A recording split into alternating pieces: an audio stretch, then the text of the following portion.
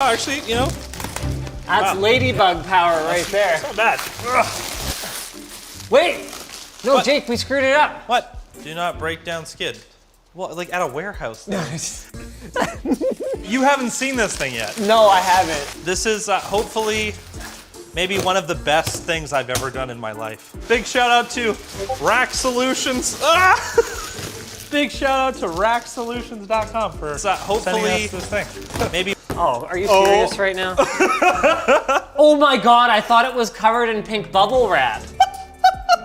I was 100% sure that I was looking at like that ESD save. Oh yeah, or like the, pink or foam. the blue or pink kind of Yeah, stuff. this is extremely vibrant.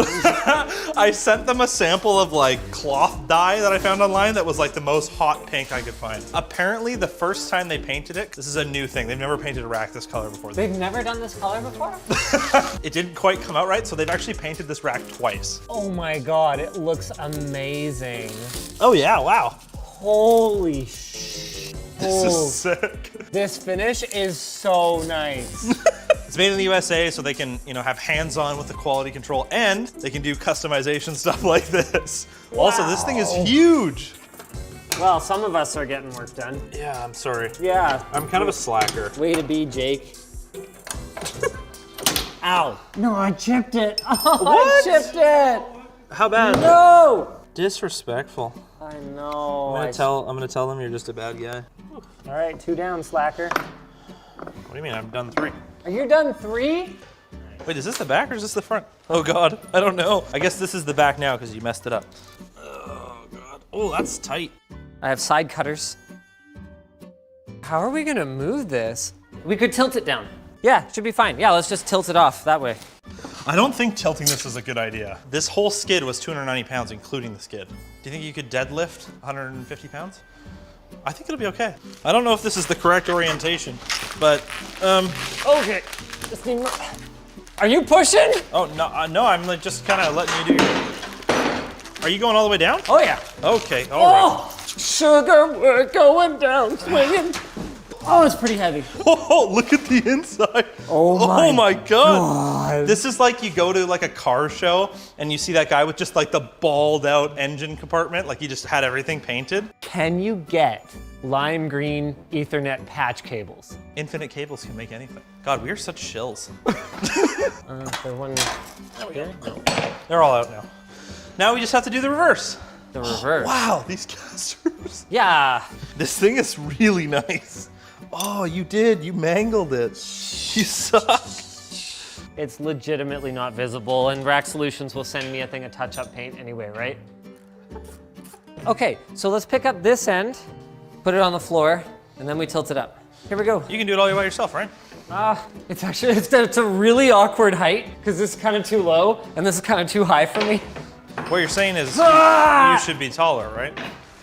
Okay. How you doing? You're good, you're good. You good, you good? Almost there, buddy. Okay. Are you gonna let go at some point? No. Okay, let's just, there, wow. All right, here we go, let's ride it Hold down on, the hold on, driveway! wait. Oh, hold on. What? I think we overlooked something. Oh, the The stairs. stairs. Well, we could just put the cardboard down there. I don't think the cardboard's gonna. I want to try to lift it. You wanna try? Okay. Yvonne, can you help? Oh, could we just tilt it down? I mean, it's got all this foam on it, right? Like, No, you can't lift from there. You gotta lift from the bottom. I don't want to lift from the bottom. You gotta lift from the bottom and use your legs. Whoa. Oh, no, they ripped. Okay, fine. Okay, let's try it. Oh, no, I can't. Okay. Ow, my foot. Oh, it came down on my toe. Yeah, I'm good. Whew. Or wait, why don't we just tilt it down and carry it horizontally up? Because then I can hold it better. So just tip So it I can towards tilt me. it towards you, Yeah, and then yeah, I'll let's do lift that. it over the steps. Yeah. Tilting. Hold on. Foot. It's Try very not large. to drop it. If you have to put it down, put it down slowly. You okay? Oh yeah, I went to stab my hand into one of the holes on the top to use it as a grip. Okay. And I missed. Okay, I've got this now. Okay. Oh, I'm gonna hit the stairs. Okay. Okay, let's go back forward. 3, 2, 1. Oh no, this is a bad angle. Hold on. Back it up just a touch. Yeah. Oh, that's good, that's good. Okay. It's resting on the foam on the top stair. So now we're just gonna teeter it up. Yeah, we'll slide it because we can't put it down on the top because there's no Yeah. foam here. Yeah. Okay, we got this.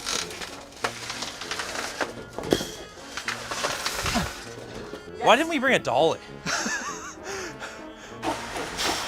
Just keep going if you can. I'm gonna move this just disgusting wet mat. Ugh, it weighs like 20 pounds. Ew. Whew, that's tight. Oh yeah. Should we put something down here? It's a lot of cardboard. Okay, ow. Oh, stop. Ow, my hands, ouchie. 2-inch gap. Nice. All right, let's do it. Ah. Time come on, to buddy. keep tilting, lifting the rack. Okay. Is there any damage on that side, or are we good? There's a nail embedded in the foam. Oh, Vaughn, how do you like my new rack? my God. Yeah, that's pretty tight. Oh, I don't know about that because there's a ledge. Okay. Ah! Okay, I'll brace it. You want to tilt it towards me? Ow, ow, my finger. You okay? You're good, you're good. Keep going. Okay. Because it's going to go over the ledge. Okay, is it over? Oh, yeah. This was too easy. Oh, Too easy. Why'd you drop it? Be careful with that. No, I'm not gonna scratch it again. I would never scratch it twice. Come on. I mean, you suck either way, but like, Well, oh, it's gorgeous. We should get like a car detailer to come and polish the side of it. Oh. wow. You know how bad you're gonna feel if you ever accidentally scratch this thing? Oh, you almost just nailed the desk. Oh, sorry. Oh no, there's a tiny dent. What? Oh no. Oh, wow, that's really small. We gotta get the paintless dent repair guy to come. Yeah, I'm not too worried about that. Oh, I love how this rack has dual panels. Are they locked right now? They might be locked right now. Where's the keys? Let's just unlock everything and then lose those keys because we're never gonna use them. Yeah, pretty much. Oh, it's grounded door too. Yeah. That's not really gonna matter because we're not gonna ground the rack anyways. Hi. The only thing that would be sicker is if these had retainers. I was all like, Jake, don't worry. I got the UPS. I got the heavy stuff. Oh my God. No, you took the easy thing, damn it. It's a lithium ion UPS. It weighs like nothing. Wow, actually the way that the two spools of wire come in, there's 2 holes in the top of the rack. Oh, perfect. It's almost like perfect. Naturally, the first thing we're gonna install is the UPS. Now, normally the reason for doing that would be because UPSs with their lead acid batteries are extremely heavy, and you wanna build up your rack from bottom to top so that it doesn't end up top heavy and accidentally tilt over or whatever. But this is the Eaton 9PX, which we had on hand from a sponsor spot we actually did for it recently. The main benefit, aside from these lithium-based batteries being, look at this, way lighter, Wow. is that they have a service lifetime of, Eaton claims, about 10 years. I wouldn't be replacing this thing for a freaking decade. The thing is, this puppy is only rated for around 1350 watts of power delivery, and if we actually move all the systems in the house in here, in addition to servers and networking gear, we're gonna be well in excess of that. So this is gonna be the first thing we install, and hopefully these are rails. How's that? They're rails. Okay, good. Okay. You ready to Man, stuff your rack? This is gonna look. Horrible and No, also no. amazing at the same time. Everyone will agree. This is going to look amazing. Even the wife? Oh yeah. Well, I'm not gonna ask her. I'm just gonna assume her answer. Oh, you're wrecking the paint. Oh no, wait, hold on. Lift up that side. I'm trying. Woo! Rest in peace, paint. Okay, it's in. That was easy. Wow. Oh, it's so cute. This is the cutest little UPS. It is eye-searing. It's a nice rack, man. Also, maybe don't lose these keys, hey? It looks so out of place in this room. Oh, there goes our light. What in the... BMS communication lost. Can't talk to the battery management system. Hello? Here. Oh, Oh. there you go. I think the screen, you can spin it if it's upside down, too. Oh, hey, there we go. Oh, I get it. Okay, cool. So, yeah, there we go. all right, I'm giving it gas. Yeah, I wonder if they... What does it say? BMS comm lost. Click OK. This is a lot of Unify stuff. Where does it all go? On the Unified Design Center, there's like a rack design tool. So I laid it out in there already, so I'll show you that. Yeah. Holy bananas, that is a lot of Unify gear. Hey, thanks Ubiquity. Yeah. I had no idea they were sending all this over. What the heck? Well, we needed 10 gig, and they have new 10 gig switches, so. Need 10 gig. What do you mean? I mean, I want 10 gig. You know they have a 25 gig coming out. Really? So I looked up a couple people's other designs, and it seems like the best way to do it is have the patch panel right above the switch, Okay. and then you can just patch in with little cables. Sick. So we just got to make sure the contractor actually puts the right things into the right patch panel. Yes. Oh, give me those cage nuts. I really want to yes. try this. I've been waiting like months to try this thing. You want these nuts? What if this just sucks? I know, right? We've hyped it so much now. I believe in you, Rack Solutions. Okay, so you just put the cage nut in there. Oh, it holds it. Look at that. Oh, oh god. Oh god. Did I bend the tool? What the? You know, it might actually just be these Ubiquiti cage nuts. They don't really squish. Doesn't work. I was reefing on her pretty hard there.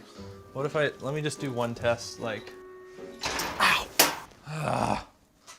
I Okay. tried. Well, we're putting them in by hand. There's gotta be some data center guy here that's just sitting here laughing at us. Yeah, I know, right? Ow, that really did chew at my finger. If only you had the LTT store screwdriver. I do. Then you'd I have have easy this other access. screwdriver with a flathead. You do not have the LTT store screwdriver. Well, I have this other screwdriver that has a flathead in But it. that's not what I said. Well, This doesn't look what like is that? rails. No, those are the power cables. This is a power cable. Yeah. So that box, the redundant power system, it's a giant power supply, basically. Got it. I think it's an ATX connector. Is it 24 pins? Yeah. You plug these boys in. There you go.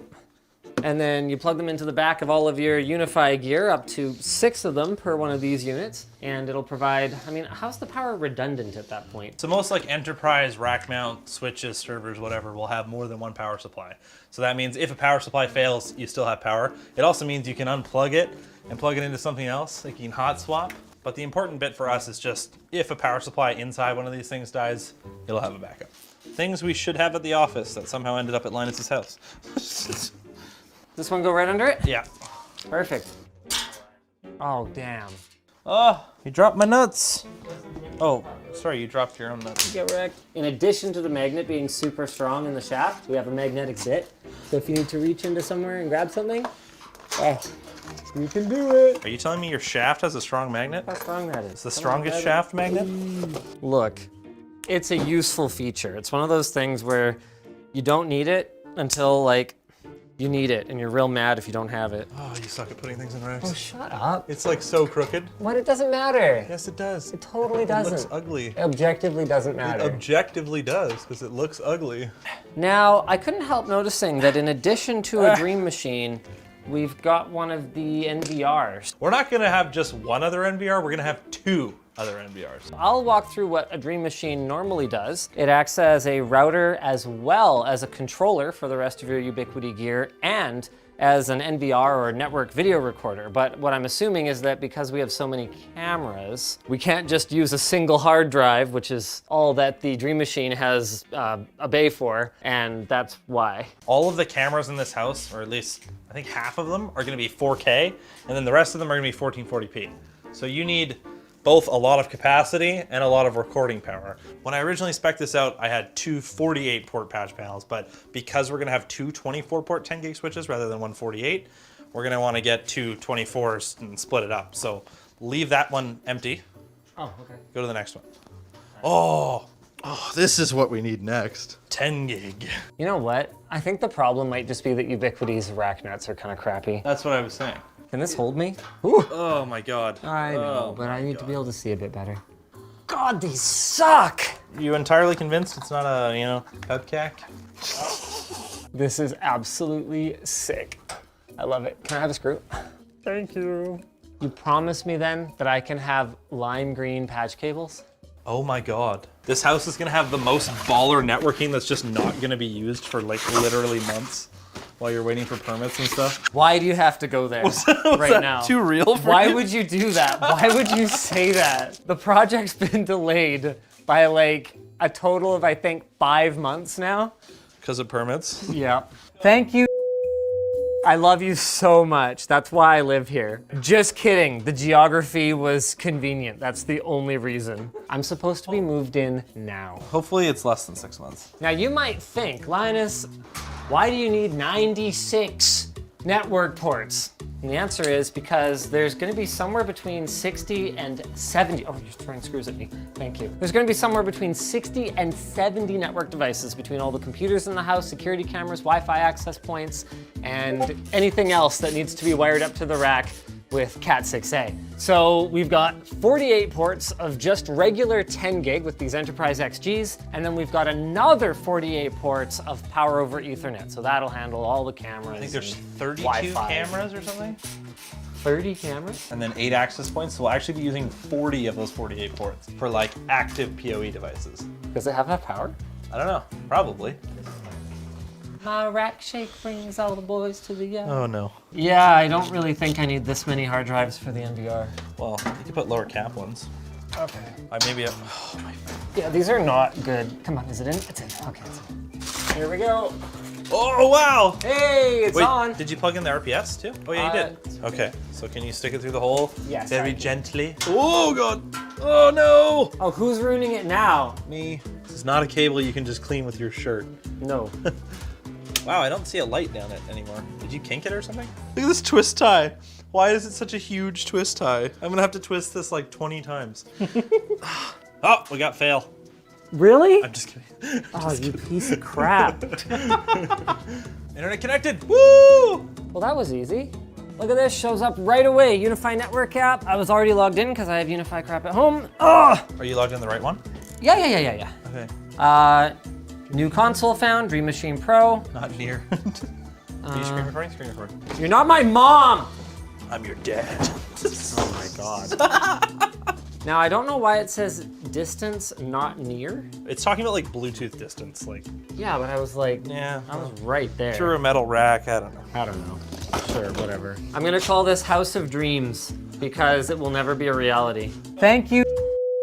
I log in and it immediately starts doing an internet speed test. Loving that TELUS Pure Fiber. I've had a lot of bad experiences with TELUS. Don't consider this an endorsement, but their Pure Fiber is really fast. Man, look at that. It's perfect. Yeah, so I guess we better, oh yeah, okay, you are connecting other stuff to it already. Yeah, Oh, there you go. look at you go with the 10 gig adapters and So these everything. ports actually are technically 25 gig, but what I found out is if one of these is set to 25, they both have to be. So then we can't do a 10 gig between these two. If this one's 25. This is so sick. I know, right? I'm so excited. Ah! Just want to touch it. I'm really a toucher. I guess it's time to ditch the PoE injector. We can just plug the access point in directly. Oh, buddy, look at this. Oh yeah. Look at how mint this tucks in here. Everything is great. Ow. House of Dreams, is that what you called it? Yeah, because that's never going to be real. Nice. Yeah. I'll change it to House of Reality when I move in. Wait, is that a touchscreen? But don't you have some of these at home? Yeah, I just didn't think they were. They're all touchscreen. What do you mean? That's the whole point. Oh, we can set these to pink. Oh, it changes them all. What? That's awesome. That is some nerdy shiz right there. Man, some guy spent like a week on that.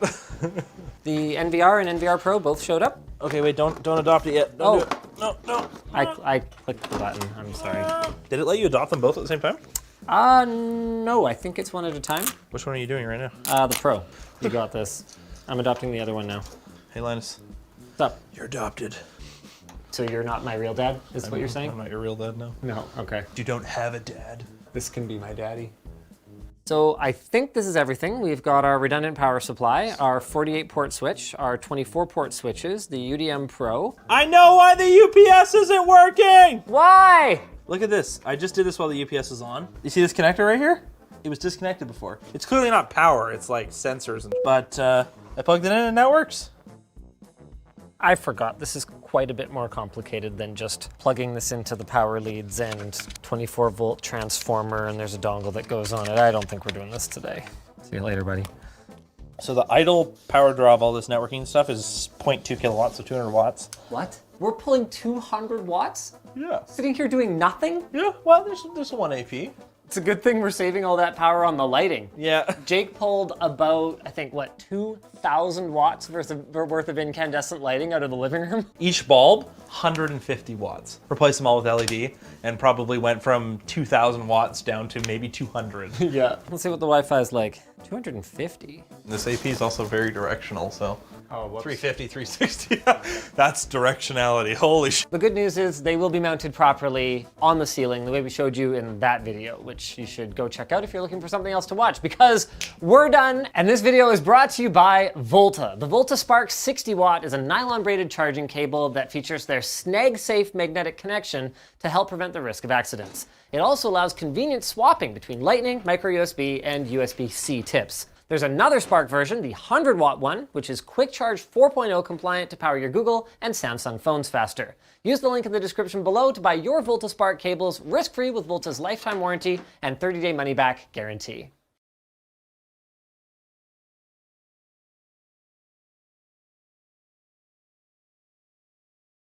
To celebrate the exciting launch of Windows 11, Luke and I are challenging each other to ditch Windows altogether and replace our Windows PCs with Linux for a month.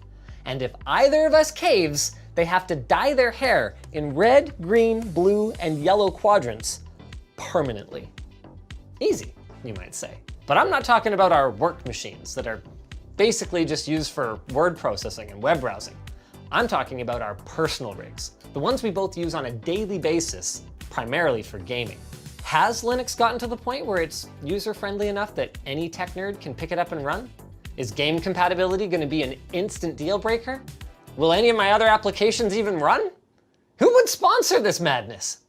Instantly see your current and past network activity, detect malware, and block badly behaving apps on your PC or Android device with Glasswire. Use offer code Linus and get 25% off Glasswire at the link down below.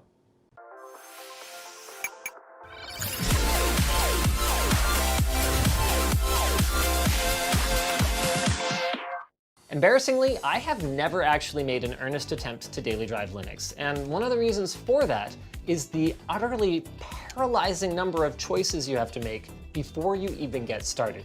Now, I could just call on industry contacts or even use internal resources to make these decisions for me, but the point of this challenge is that Luke and I should be using the exact same resources that anyone else would have.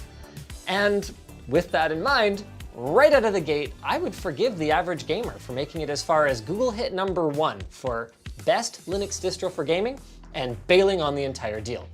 I mean, nothing against the author of this article. I did pick up some really useful information, but it is full of jargon that a non-Linux enthusiast couldn't possibly be expected to know, not to mention seemingly conflicting information. How is it that Ubuntu can be simultaneously easy to use and beginner-friendly and a hassle to set up? Another big one is that customization gets billed as this major selling point for Linux, and fair enough if that's your thing, but speaking on behalf of normies, I don't want a dozen novel ways to do the same thing. I want one fast, easy one. I mean, it's horrible when Microsoft scatters system settings all over the place. I think we all agree on that, and so we should all agree that it's horrible when anybody else does it. I mean, I'm the kind of person who doesn't even rename my video game characters because it makes it a nightmare to look anything up if I get stuck. And there are a ton of other red flags. Let's move on to hit #2 here, this time from TechRadar. Supports several controllers should not be a selling point for a gaming-focused product. It seems to imply that most of my stuff won't work, and included games are not the reason that anyone chooses an operating system. How are these articles so out of touch? Furthermore, the messaging around what makes an individual distro stand out compared to the other ones gets really muddy in some places. Like the way that these articles are often laid out, it sounds like if I choose the one with support for hybrid graphics, I'm going to be giving up kernel-level gaming optimizations. Or that if I want broad hardware support, that could cost me the customization that I crave. But the truth is that that's not the case. With a bit of elbow grease, the gaming-centric features and tweaks of one distro could be applied to another, but with some exceptions. The Pantheon user interface, for example, is specific to Elementary OS. And for a more gaming-related example, TechRadar mentions a feature of GamerOS, now called Chimera OS, called the Chimera app that sounds super cool. It allows you to easily install and manage non-Steam games and even ROMs for a wide range of retro consoles. Except that if I wanted an OS that doesn't support multitasking, I would invent myself a time machine so that I could go back and use it. But wait, hold on. The Chimera app can be used outside of Chimera OS. There's even a guide. But unless I want to really get into the weeds, I better stick with something based on Arch, by the way, like Manjaro or Garuda. Not that that's going to be my final answer. In spite of its spectacularly stupid name, pop!_OS topped just about every listicle that I found and legitimately has some compelling selling points, like demystifying the notoriously difficult process of getting my NVIDIA GPU working properly and making installing the apps and tools that I'm going to need to run my Windows games a one-click affair with the Pop Shop. If it was 10 years ago and I was looking for a challenge, Manjaro's bleeding edge approach, please forgive the occasional screw up, definitely calls to me. And did I mention it's based on Arch, by the way? But I want to win this thing without pulling my hair out for a month, and Pop! OS looks like a really good bet for that. It's Ubuntu based, so if I really want to get under the hood, that's totally an option, but the challenge here is play games, not get your PhD in Linux smartassery. I, on the other hand, after a lot of deliberation, decided to go with the daring, the uncompromising Linux Mint with the Cinnamon desktop environment. As for how I think that's gonna go, honestly, I'm pretty confident. I've used Mint before. I daily drove Ubuntu, the distro it's based on, for about 2 years back in school. So I'm not scared of figuring out how to install a GPU driver or use a package manager. I'm comfortable getting my hands dirty with Grub, but that doesn't mean I'm not a little scared of you. I'm pretty technical and I work in development every day, but hardcore Linux chads are absolutely terrifying. You scare me, and I really want this to go well because I still want you to like me when this is all over. Got my drive ready, and Windows couldn't possibly have picked a more appropriate time to just bug the crap out. It's like it knows what's gonna happen. It won't let me click power. Obviously, I'm not 100% committed to this yet, so my plan is to remove my existing SSD from the system. It's not a Gen 4 drive or anything, but I'm not expecting that to matter. I mean, what am I going to be doing, running direct storage? Ha! Got him. Okay, so this is what happened last time. My desktop you can see where it's supposed to sort of end, but it keeps going and a mouse can go over there. So I'm gonna right click right below the Mint logo. Nothing shows up, but there's the menu. If I try to mouse over these, I can't select them. But if I move my mouse back to below this M, there it is. I found it. Okay, so my mouse has to be right there. I'm just gonna see if I can do an easy fix of just turning off my monitor here. To be fair, it is not installed yet. This is a live boot environment. See if it comes back when I turn that back on. DisplayPort, no signal. Okay. I was worried that my Thunderbolt connection, I used Thunderbolt to connect to a dock for my main display, was going to cause problems with the installer because there's no drivers installed or anything. So I hooked up my monitor that's here in the server closet, but dun, dun, dun, dun, dun, dun, hey, there it is. Just like that. My mouse, he no move. Oh wait, where'd it go? Oh, oh wow. Oh, the sensitivity is just so high that I couldn't tell it was there. Okay then. Yep, that's the one. Here we go. Full name. Yes. Just did a quick restart and turned the side monitor off. And it's fixed to the bounds of the screen and the mouse problem is solved. So just installing directly from the live environment. So I do want the multimedia codecs. It's nice that Mint comes with those. Not every distro does. I haven't decided which drive to actually put Mint on, so I'm not entirely sure where it's installing these media codecs, but it's doing something. Okay, finish the install. It wants me to remove my flash drive. Got it, and then press enter. This is our first login. And we're there. Check video drivers. I knew I was gonna run into that installing Mint instead of Pop! OS, but that is a challenge I have decided to undertake. It should be okay, but we'll see later. I'm gonna go through this welcome manager. First order of business is to get our mouse speed down from over 9,000 to something more reasonable. That seems more like it. Also, why the hell is this on by default? No obvious indication that any of my hardware is not working fully. Even my Aquantia network card picked up just fine. I knew audio was going to be a challenge because I don't think the Go XLR has any kind of, oh, this is interesting, output. Hello? Okay, it appears to be taking my input right now, which is my mic right over here, presumably, and turning it into output. Blah, blah, blah. Yep, that's definitely it. Does this work at least? Left, front, right. Okay. Well, I've got sound at least. I was looking for a simple way to just list all the hardware connected to the system so that I could verify if my drivers are installed. Linux apparently doesn't really work like that, but I can just install this utility called HardInfo. Not exactly a hardware info substitute, but it's a lot better than nothing. Of course, I don't want to get too deep into the weeds on any of this for now, because the goal today for part 1 is to pick a distro, get it installed, and run a game. I will definitely need Steam. Failed to install Steam. Morning, you were trying to remove the following essential packages. What are you talking about? I've done nothing with this other than install that HardInfo thing. You know what's hilarious? The last time I tried to do anything on Ubuntu, I ran into this exact same thing. I was told, it's super simple, you just install it. No, you do not.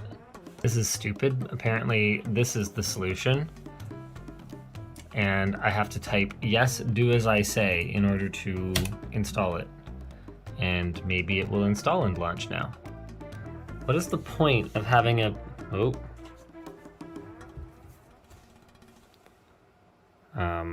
Hello? Did my computer just hard reset? What? I mean, to be clear, I've seen some broken Windows behavior on first install, but this is,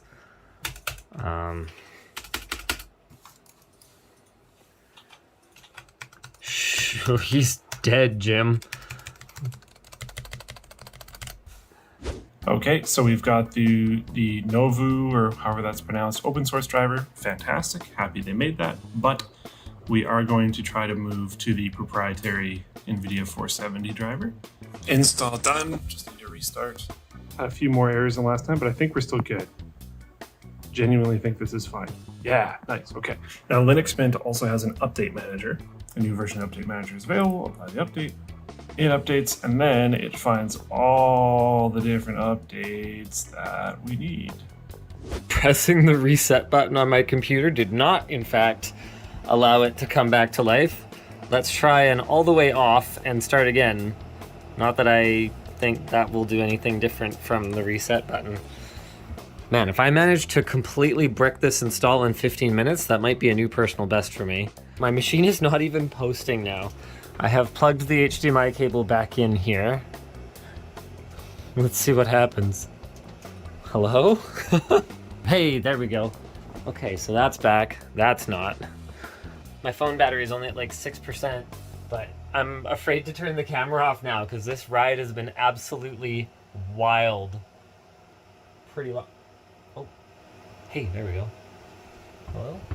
Oh. Oh, wait, what? Did I manage to completely nuke my desktop environment, like my GUI?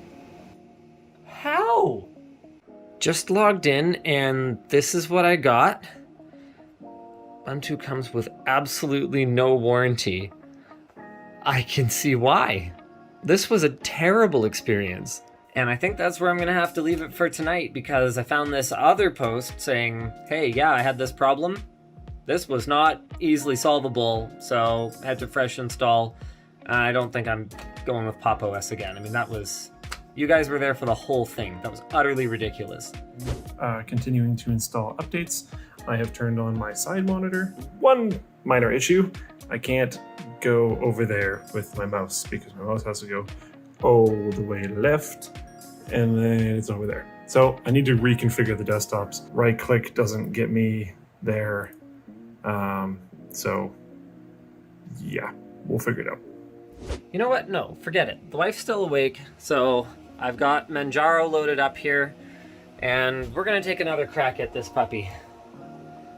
To be clear, it's entirely possible that I did something completely wrong, not knowing what I was doing, and I'm responsible for the OS getting bricked. I just also think that with you guys along for the ride, the things that I did were not entirely ridiculous or unreasonable. So you can be mad at me for breaking it, but just at least acknowledge that it could have happened to anyone who's not already fully well versed in the black arts of Linux 3. Okay, hold on a second. I didn't manage to catch the boot selector prompt. Started complaining about USB devices. Feels like the old days, doesn't it? You know, I made a video about our 10 gig NAS using Emulex cards. Probably like 9 years ago in this very room. A lot of memories in this house. Mixed feelings on moving. Manjaro went straight into the live boot environment, so we're just gonna launch the installer. And good luck, everybody. I got Wine installed through the software manager. I needed to get Lutris. I didn't find Lutris in the software manager, so I just went to the Lutris website, followed the command line stuff, and I now have Lutris, which we'll close for now and use later. The Mint software manager had Steam. Well, I selected install. It made me put in my password twice, and now it's removing. It never stopped trying to do that removing thing, but I just closed the package manager, clicked onto, I'm going to call start. I don't know if it's called start here. And Steam was sitting right there. So I launched it, and it seems to be working. So maybe we're fine. Okay, sweet. I'm gonna log in. I'll see you on the other side. I just want you guys to be here with me for the experience so that if I completely explode this one, you'll at least know why, maybe. You can leave a know-it-all comment under the video. I'm ready. I'm ready. Come at me, guys. I'm trying here. I'm trying. Well, who needs sound anyway? Microsoft has a very broken settings situation right now, but this is worse. Hey, is my game controller picked up just like that? Oh, nice. Look at that. Why are the two columns open source and installed? Does this mean, is this proprietary? Because that's what I think I told it to do. X server settings. What is X server? X server gonna give it to you what? Okay, all right, this seems to do kind of what we need it to do. I'll figure this out later. Let's get Steam. Let's see if we can get Steam. I saw something about Steam in that update that made me restart. Oh, Steam runtime. Hello. Oh, we're updating again. No problem. Okay, Steam installed, no problems. I'm gonna quickly go to my settings, go to Steam Play, enable Steam Play for all other titles, and then have, I guess we'll do Proton 6.3-7. And then I'll go to shader pre-caching and allow background processing of Vulkan shaders. Okay, so we gotta restart Steam real quick. I believe FTL has a native Linux version. I'm just gonna install directly. And we're gaming on Linux, boys. There we go. I think I'm done. The first challenge? That wasn't really a challenge. I suspect we will run into major challenges down the line. Library. Oh yeah. Oh, hey, look at that. Look at that. Look at that. Oh, boom. Linux. Now, the game I've been playing recently is Cave Story Plus. Is this Linux? Just like native freaking let's go, boys? Oh wait, my sound still isn't working. Yeah, I still have no sound. Honestly, I'm kind of willing to live with that. Let's just it's on the right. And no dice on the controller, even though it was picked up by the system. I guess we need to figure that out now. This video ended up a lot longer than I expected. The goal was simple: install Linux and run a game. And I managed to screw it up so royally that I'm here hours later, still trying to figure it out. This is a native Linux game. Let's just play it. And we're gaming. It's running nice and smooth. This is a native game, so this is really not that much of a challenge. My sound still isn't working. Still have no idea why that would be, but we're gaming, and And it seems to have just been a Cave Story issue because my controller, is working just fine. Can I jump? Whatever, attack. Yeah, there you go. Hopefully Luke had an easier go of it than I did. The best part of this whole thing is that we are just getting started. A lot of the games that I want to run, like Supreme Commander Forged Alliance, appear to have ways to run them. Discord looks like there's a way to get it going. It involves a lot of command line. Hopefully I won't brick my OS. But step 2 is getting streaming working. Both Luke and I stream. We both need it working if we're gonna run this for a month. So good luck, everybody. Thanks FreshBooks for sponsoring this video. FreshBooks is a simple accounting software that's designed specifically with you in mind, the small business owner. It features built-in automation that allows you to spend less time tracking your projects and more time working on them. So whether you're a tradesperson, creative agency, or YouTuber, you can choose a plan that's right for you. They have an award-winning Toronto-based support team who's always ready to help you if you need it, and you can try FreshBooks for free for 30 days today with no credit card required at freshbooks.com/Linus. If you guys enjoyed this video, you might also enjoy the time I switched to Mac. It was kind of a minute ago, and some things have definitely changed since then, but it was quite an experience. By the way, if you've made it this far, to the very end of the video, I did, in fact, figure out what happened with Pop! OS. For whatever reason, apt-get install Steam did a whole bunch of other stuff. No idea why it did that. I hadn't touched anything, and I did not read carefully what it was doing. In my defense, a lot of that stuff was jargon that an average user might not understand, and all I was doing was installing Steam. I thought this was just stupid hoops I had to jump through in order to install something from the terminal. I didn't know it was gonna remove my GUI, for example. Whew.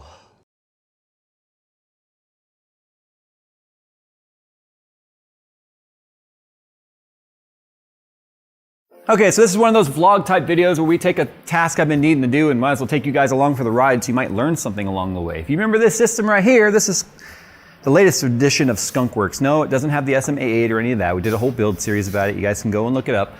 But I said I built this here as, it's very dusty, I need to clean it out already. I built this as a replacement for my station I've been using here at work. It's got Threadripper in it, 3960X I believe it was. 3090 in here, water cooled, just a bigger, badder version of the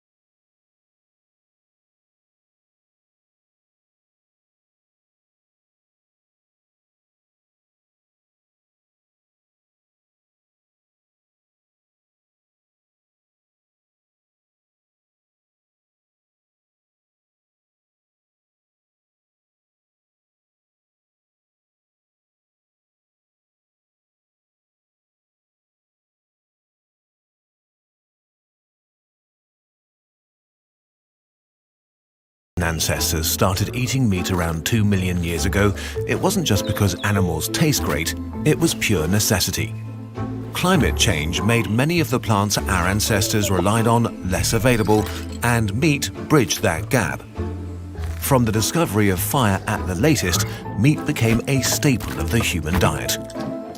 But over the last few years, eating meat has increasingly been associated with health risks like heart disease, certain cancers, and an early death. So, how unhealthy is meat really? Dairy products deserve a video of their own. Biologically, we need to eat for 3 reasons: for energy, to acquire materials to fabricate our cells, and to get special molecules that our bodies can't make themselves. The energy and most of the materials come from the 3 macronutrients: fats, carbohydrates, and proteins. Proteins are the most important resource for repairing and replenishing our cell structures. The special molecules are a large variety of vitamins and minerals we need to drive metabolic processes. Meat provides us with most of these things. It contains all essential amino acids our body needs and a lot of minerals like iron, zinc, and essential vitamins, some of which are barely found in plants like vitamin B12. Only one essential nutrient is missing in most of the meat we consume: vitamin C. It appears in almost all plants and supports our immune system as well as the development of connective tissues. After a few months without it, you'd get scurvy. But meat has another big advantage: its high bioavailability. Some of the nutrients in meat are broken down faster and available quicker than those from plants. Spinach, for example, contains more iron than meat, but it's absorbed much slower and the body needs more energy to digest it. Several health benefits slower. Spinach, for example, contains more iron than meat, but it's absorbed much slower and the body needs more energy to digest it. Several health benefits have also been observed in communities that rely solely on meat. The Inuit, for example, are able to survive in extreme climate conditions on a purely meat-based diet if necessary. Since they consume the whole animal, including the organs, they get every single nutrient they need, including vitamin C. So meat itself is definitely not dangerous for us, but its health effects vary depending on how it's prepared and what animal it comes from.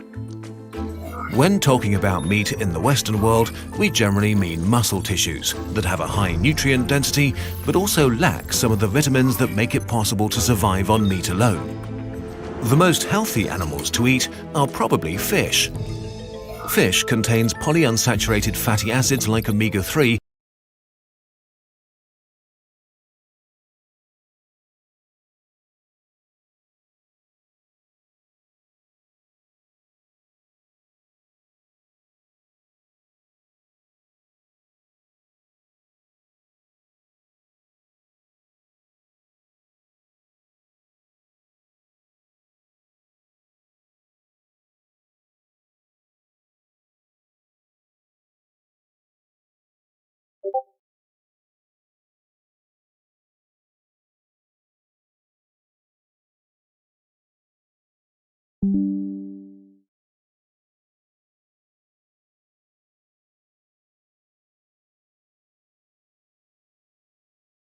which may lower the risk of cardiovascular diseases and support anti-inflammatory immune functions. As part of a balanced diet, fish can be eaten regularly without worries. Eating fish comes with its own bag of complications though, like overfishing and the destruction of the oceans. We'll talk about that in another video. A close second is the most popular meat, chicken. It's regarded as the meat with the fewest health risks. The only negative health effect of poultry is a bit controversial: fat. Its high content of saturated fat regarded as the... A close second is the most popular meat, chicken. It's regarded as the meat with the fewest health risks. The only negative health effect of poultry is a bit controversial: fat. Its high content of saturated fats is associated with a higher cholesterol level and cardiovascular disease. But this idea has also been criticized by a large number of scientists, arguing high cholesterol levels might be inherited and not caused by nutrition. So, in general, if you want meat, and are concerned about your health, go for chicken. Things start to get problematic with high intakes of red meat like beef, veal, pork, lamb, horse, and goat. A recently published study recommends, for example, a maximum of 23 grams of red meat per day, which is a very small steak per week. However, large-scale meta-analysis studies have shown that eating 100 grams of red meat every day increases the relative risk of diabetes by 19%, of strokes by 11%, and of colorectal cancer by 17%. This sounds alarming, but before we panic, let's have a look at how these studies were conducted. Because this brings us to the second big problem when trying to answer the question of whether meat is unhealthy or not. Most studies that linked health risks to eating red meat were case control studies, which means taking a group of people with a disease and classifying them by their eating habits. The more red meat they consume, the more likely they were to contract certain diseases. The problem is that it's very hard to eliminate other factors. People who eat less meat tend to live a healthier lifestyle in general. They tend to eat more vegetables and fruit and are less likely to smoke and drink alcohol. Most studies try to eliminate these factors, but it's extremely hard to make definitive statements. Things get worse when we look at processed meat, though. Processing meat means adding certain chemicals by curing, smoking, salting, or fermenting, or in other words, making it delicious. Bacon, ham, salami, sausages, and hot dogs contain chemicals that are harmful for us, like nitrates and nitrites that can damage the DNA in our digestive system and lead to cancer. The WHO reviewed 800 studies over 20 years and concluded that processed meat is strongly linked to an increased risk of colorectal cancer. Each extra 50 grams of processed meat per day increases your relative risk of cancer by 18%. When it comes to cancer risk, processed meat is now in the same category as plutonium, asbestos, and smoking. The WHO highlights that its research is only about the and smoking.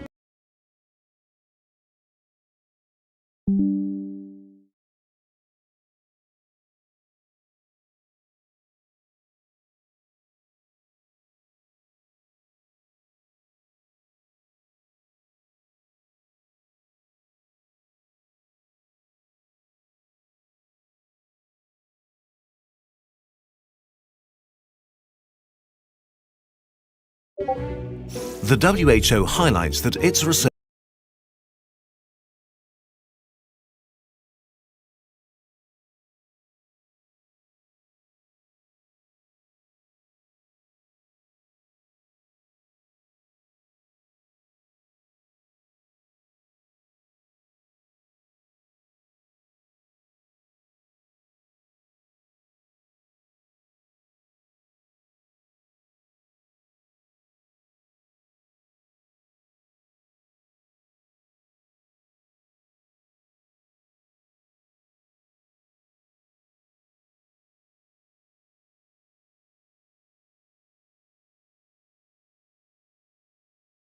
is only about the question of whether or not something causes cancer and not to what extent. But processed meat may also significantly increase the chance of suffering from diabetes, strokes, and coronary heart diseases. It also makes a difference what sort of life our meat lived when it was still part of a living being. It's common to feed large amounts of antibiotics to livestock in order to prevent diseases which can spread antibiotic resistance. Combined, a high consumption of both red and processed meat could increase your chance of premature death by up to 29%. This means if your chance of dying is 3% this year, it's now 4%. This might not sound like a lot, but tiny percentages have a huge impact on societies of millions. They also seem harmless until they affect you. To blame meat alone for bad health would be wrong, though. There is no evidence that the very essence of meat has any negative effect beyond its high fat content, and even this point is highly contentious. Just like with many other pleasures in life, sometimes too much of a good thing is harmful. Most public health agencies suggest cutting meat, while studies suggest cutting down processed meat as much as possible. So if you feast on meat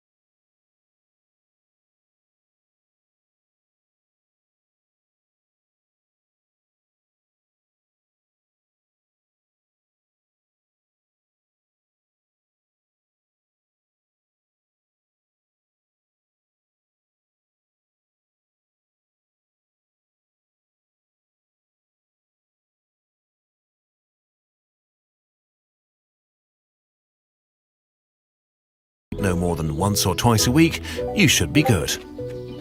For most people, this already means a drastic change in their diets, though.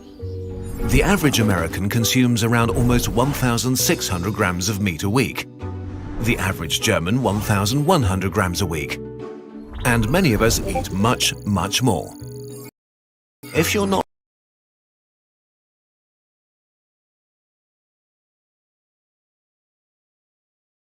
really sure change in their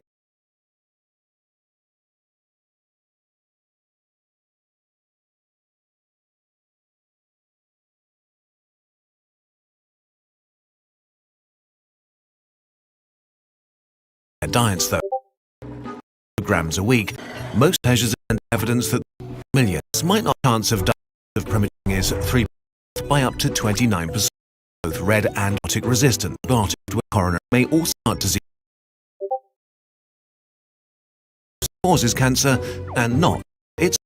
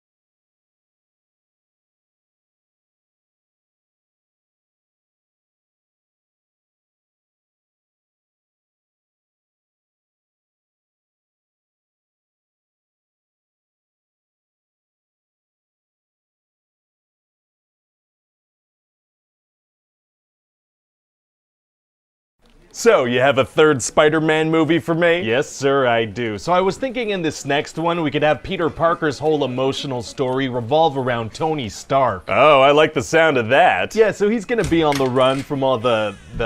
Hi there, hello. Who are you? Yeah, can I help you? I'm the studio guy from Sony. I came to talk to you about that offer you made us for a new Spider-Man arrangement. Oh yeah, have you read that? I feel like it's a really good new arrangement. I'm gonna make a ton of money this way. Yeah, but see, I kinda like the version where I make more money. But I like money, that's my whole thing. Ah, well see, therein lies the problem. That is also my thing. Uh-oh, that's not good. Well, I'm sure there's more than enough money to go around. Yeah, that's true. So there's really no need to argue as long as I get most of the money going around. Ah, see, therein lies the problem. I would like most of that money. You are relentless. Oh, I feel like I'm watching my parents fight or something. Oh, your parents are tight. What? So listen, Sony guy, I guess we can compromise and you just give me everything I asked for. That is one way, or we can compromise and just keep things the way they are. It doesn't sound like I'd get more money out of that situation. No, I would. Listen, you don't even know how to make a Spider-Man movie anymore, but when we do it, we make over $1 billion. I mean, we made Spider-Verse, that was like a masterpiece. That was pretty good. Pretty good movie. And we made Venom, which was, you know, just as good. Well. So then it's settled. I will make all the money and own all the things. That's not, no, I don't agree with that. I mean, just let us own Spider-Man. We own everything. You're being weird. You're being weird. I'm taking Spider-Man and I'm leaving. What? What? Yep, I'm leaving. You can't use him in the MCU anymore. Well, can I still use him if he just goes by Night Monkey from now on? No. Oh, dang it. Also, I'm taking screenwriter guy with me. Oh my god. What? You can't do that. Yeah, he's coming with me. Well, this is just the worst day ever. Well, I guess I'd better go then. I'm gonna miss you, man. Loving you was super easy, barely an inconvenience. Oh my god, love? Oh, did I completely misread our entire relationship? It certainly seems that way. This was always strictly professional. Oh, whoops. Whoopsie. All right, we gotta go. We got some work to do. Okay, bye. Bye-bye now. So, you have a Spider-Man movie for me? Yes, new sir, I do. But was it really necessary to take a plane down the street? I don't know. Fair enough. So tell me about your ideas for Spider-Man moving forward. Well, I thought we could start the new movie off with Peter on the run and he meets up with Nick Fury. Well, we can't use Nick Fury. He's in the MCU. Oh, yeah, that's right. Okay, well, Peter modifies his Stark suit and... Can't have a Stark suit, that's MCU. Okay, yeah, okay. So Aunt May and Happy are together and... Can't have Happy? Wow, that actually sums up my feelings pretty accurately. Tell you what we do. We go back a couple years, we meet Uncle Ben. Uh-oh. And then we kill that son of a gun. We kill him. Right. We kill him dead, and then we have, I don't know, Green Goblin show up. Yeah, I don't know if people want to see all that again. Yeah, people love when that old dude gets shot. I mean, okay.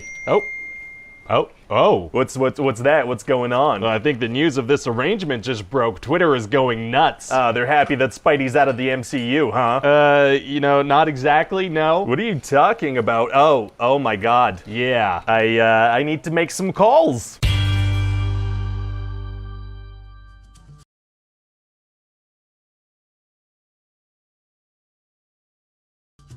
Hey guys, it's Ryan here. Hope you like that pitch meeting. There are over 100 pitch meetings on the channel.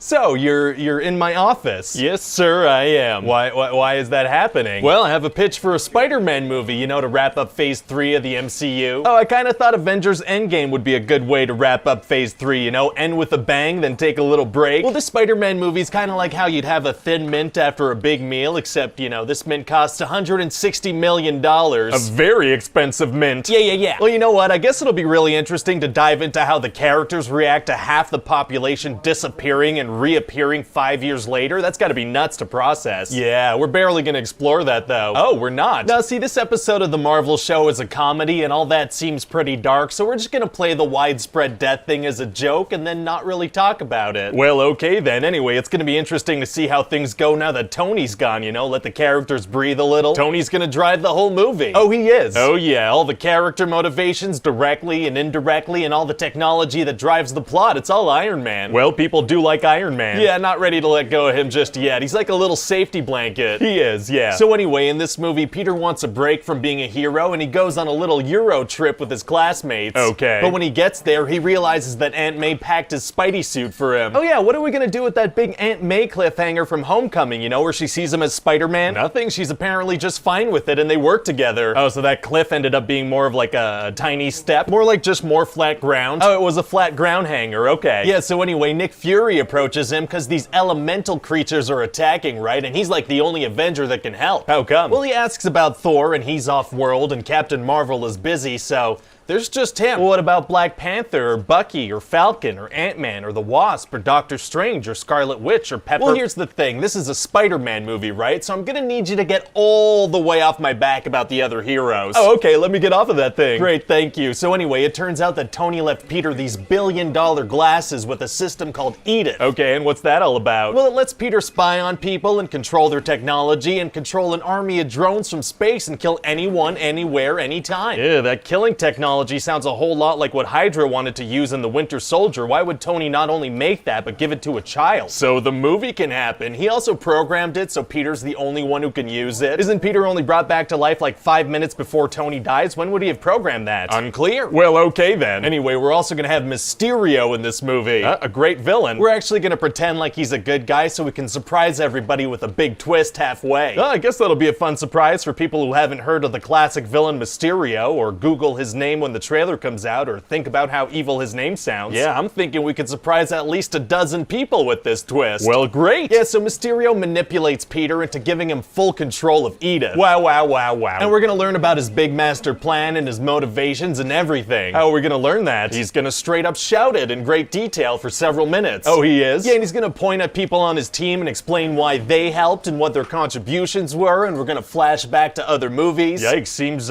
pretty heavy-handed. Wow, okay, I didn't want to say anything, but heavy hand syndrome does run in my family, and I'd appreciate if you didn't bring it up. Oh, I'm so sorry, I had no idea. That's okay, it's just between heavy hands and ham fists, I don't exactly have it easy. Oh, let's just move on, I'm sorry I brought it up. Yeah, okay, yeah. So why are we saying that Mysterio's doing all this? Oh, well, actually, we're gonna have this big reveal that he's the one who made Barf. Oh, making Barf is tight. I did that last night, had some weird oysters. That's not what I meant. Oh, whoops. Whoopsie, no, he's the one who made the Barf hologram tech from Civil War. Oh, okay, I gotcha. Yeah, so Mysterio was mad that Tony didn't see the full potential of his hologram technology, so he put together a team of disgruntled employees. So the villain is somebody that was scorned by Tony Stark in the past? Yeah, pretty cool, right? Yeah, I mean, kinda sounds like Vulture in Homecoming. Right. Or Ironmonger in Iron Man. Uh-huh. Or Whiplash in Iron Man 2. Yes. Or Aldrich Killian in Iron Man 3. Okay, maybe it's non-original, but it's a good formula. That's true. So what's Mysterio's plan? Well, he wants to save the world from a fake Avengers-level threat so he can be like the next Iron Man. Why? Because then people will listen to him. What happens if there's an actual Avengers-level threat? I don't know. And if there is an actual Avengers-level threat, aren't there a bunch of other superheroes out there? Oh my god, that's so weird. Whoa, what's going on? I don't know, it kind of feels like you're back on my back about the other Avengers. Oh, I am, aren't I? Let me get off of that thing. So anyway, Mysterio wants to stage this big attack on London, and Peter has to stop him. Uh-oh. So then Spider-Man's gonna have to fight an army of drones. Oh, a third-act CGI disposable army, huh? I like the sound of that. Yeah, I thought that might be an appropriate thing to put in a Marvel movie. Extremely appropriate, but how is he able to dodge all those bullets? There's gotta be thousands of them firing every second. By, you know, being Spider-Man. Oh, I guess that's a good explanation. Yeah, and then he's gonna have this showdown with Mysterio and all his illusions, but his Spidey sense is gone. Oh yeah, Spidey sense. We haven't really established that other than that arm hair raise in Infinity War. That doesn't seem like such a big deal. Yeah, well, it's gone now. Okay, I guess that's something. It is something. Well, so I guess it's gonna be hard to beat Mysterio without his Spidey sense, huh? Actually, it's gonna be super easy. Barely an inconvenience. Oh, really? How's he gonna do it? By using his Spidey sense. How does he get it back? By getting it back. What do you mean? He couldn't do it, but then he does it by doing it. I guess that works. Yeah, so then he gets the Edith glasses back from Mysterio. Wouldn't Mysterio also need to pass over the controls like Peter did? Apparently not. Huh. And so yeah, Peter saves the day. Very cool. But then in the mid-credits scene, it turns out that Mysterio framed Peter for the whole attack and revealed his identity. Oh my god. Yeah, and I figure we could get J.K. Simmons to come back and announce it as J. Jonah Jameson. Oh my god. Yeah, and it turns out Nick Fury was a Skrull the whole movie. That's insane. Pretty crazy, right? Do you think it's a bad sign that the most memorable parts of this movie are gonna be the mid and post-credit scenes? That's probably fine. Okay, just checking. So what do you think overall? I mean, It's okay. Oh, is something wrong? No, it's just that, you know, Endgame is gonna be such a record-breaking movie that it's hard to get pumped about this one, you know? You don't think it's gonna break any records? I mean, no, not after Endgame. I just really like breaking records. Well, maybe we could release it on a Tuesday. Would that make you feel better? Why would that make me feel better? Hey guys, it's Ryan here. Hope you enjoyed that pitch meeting. We have a ton of these on the channel that you can check out. You can also leave me a comment down below letting me know what other movies you'd like to see pitches for. Don't forget to like, comment, subscribe, share on Facebook and Twitter. Spread.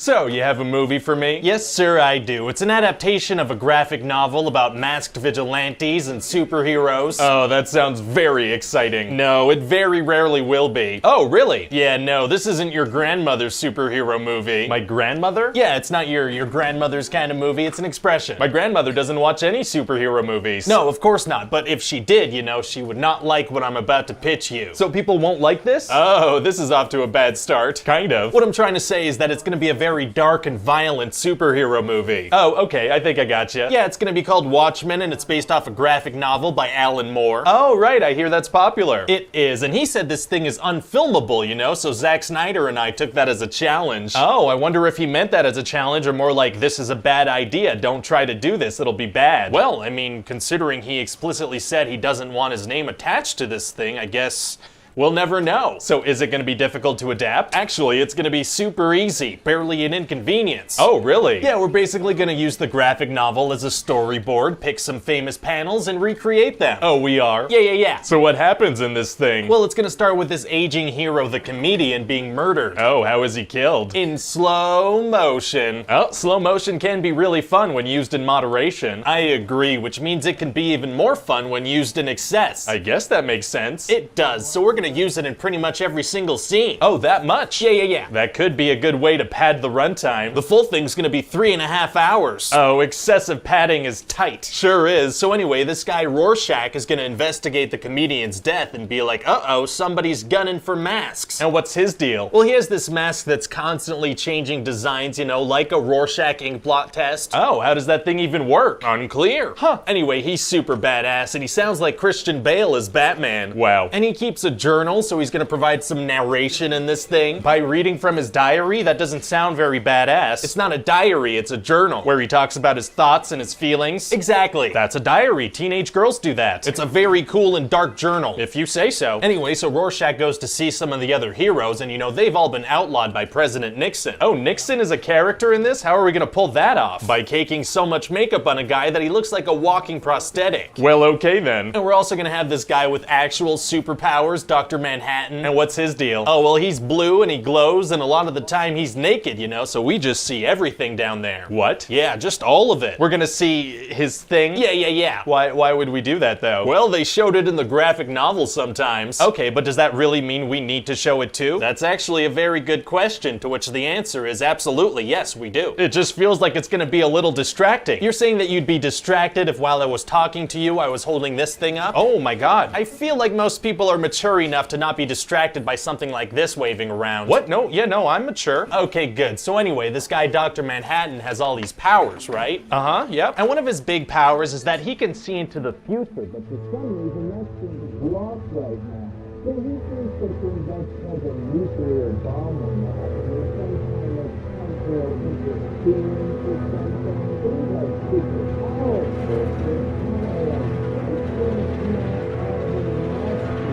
What do you think about that?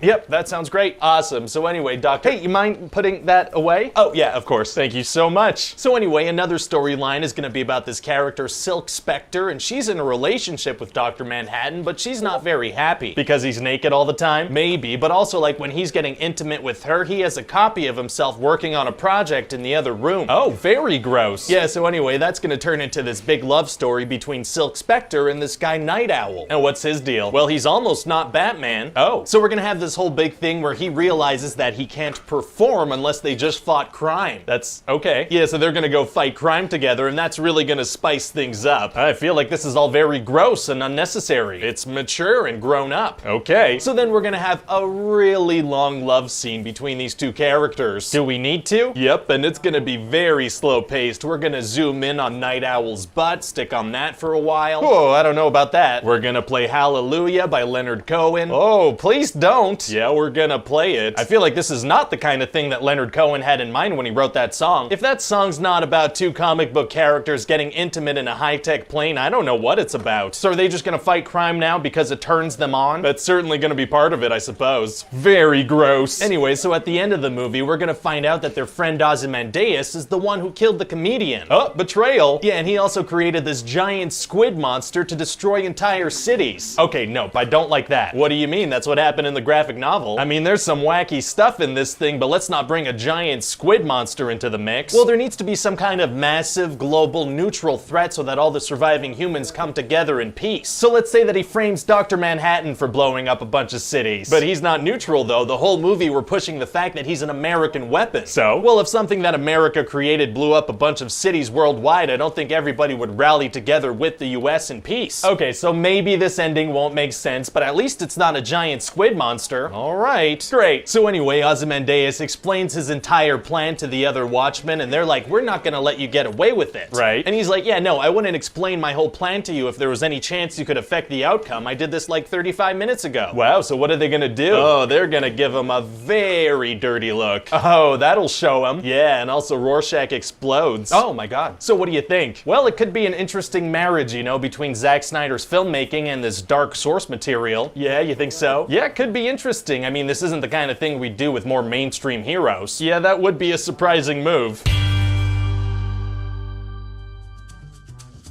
Hey guys, it's Ryan here. Hope you enjoyed that pitch meeting. We have a ton of these on the channel that you can check out. You could also leave me a comment down below letting me know what other movies you'd like to see pitches for. Don't forget to like, comment, subscribe, share on Facebook and Twitter, spread it around. And as always, check back soon for a new pitch. Bye-bye.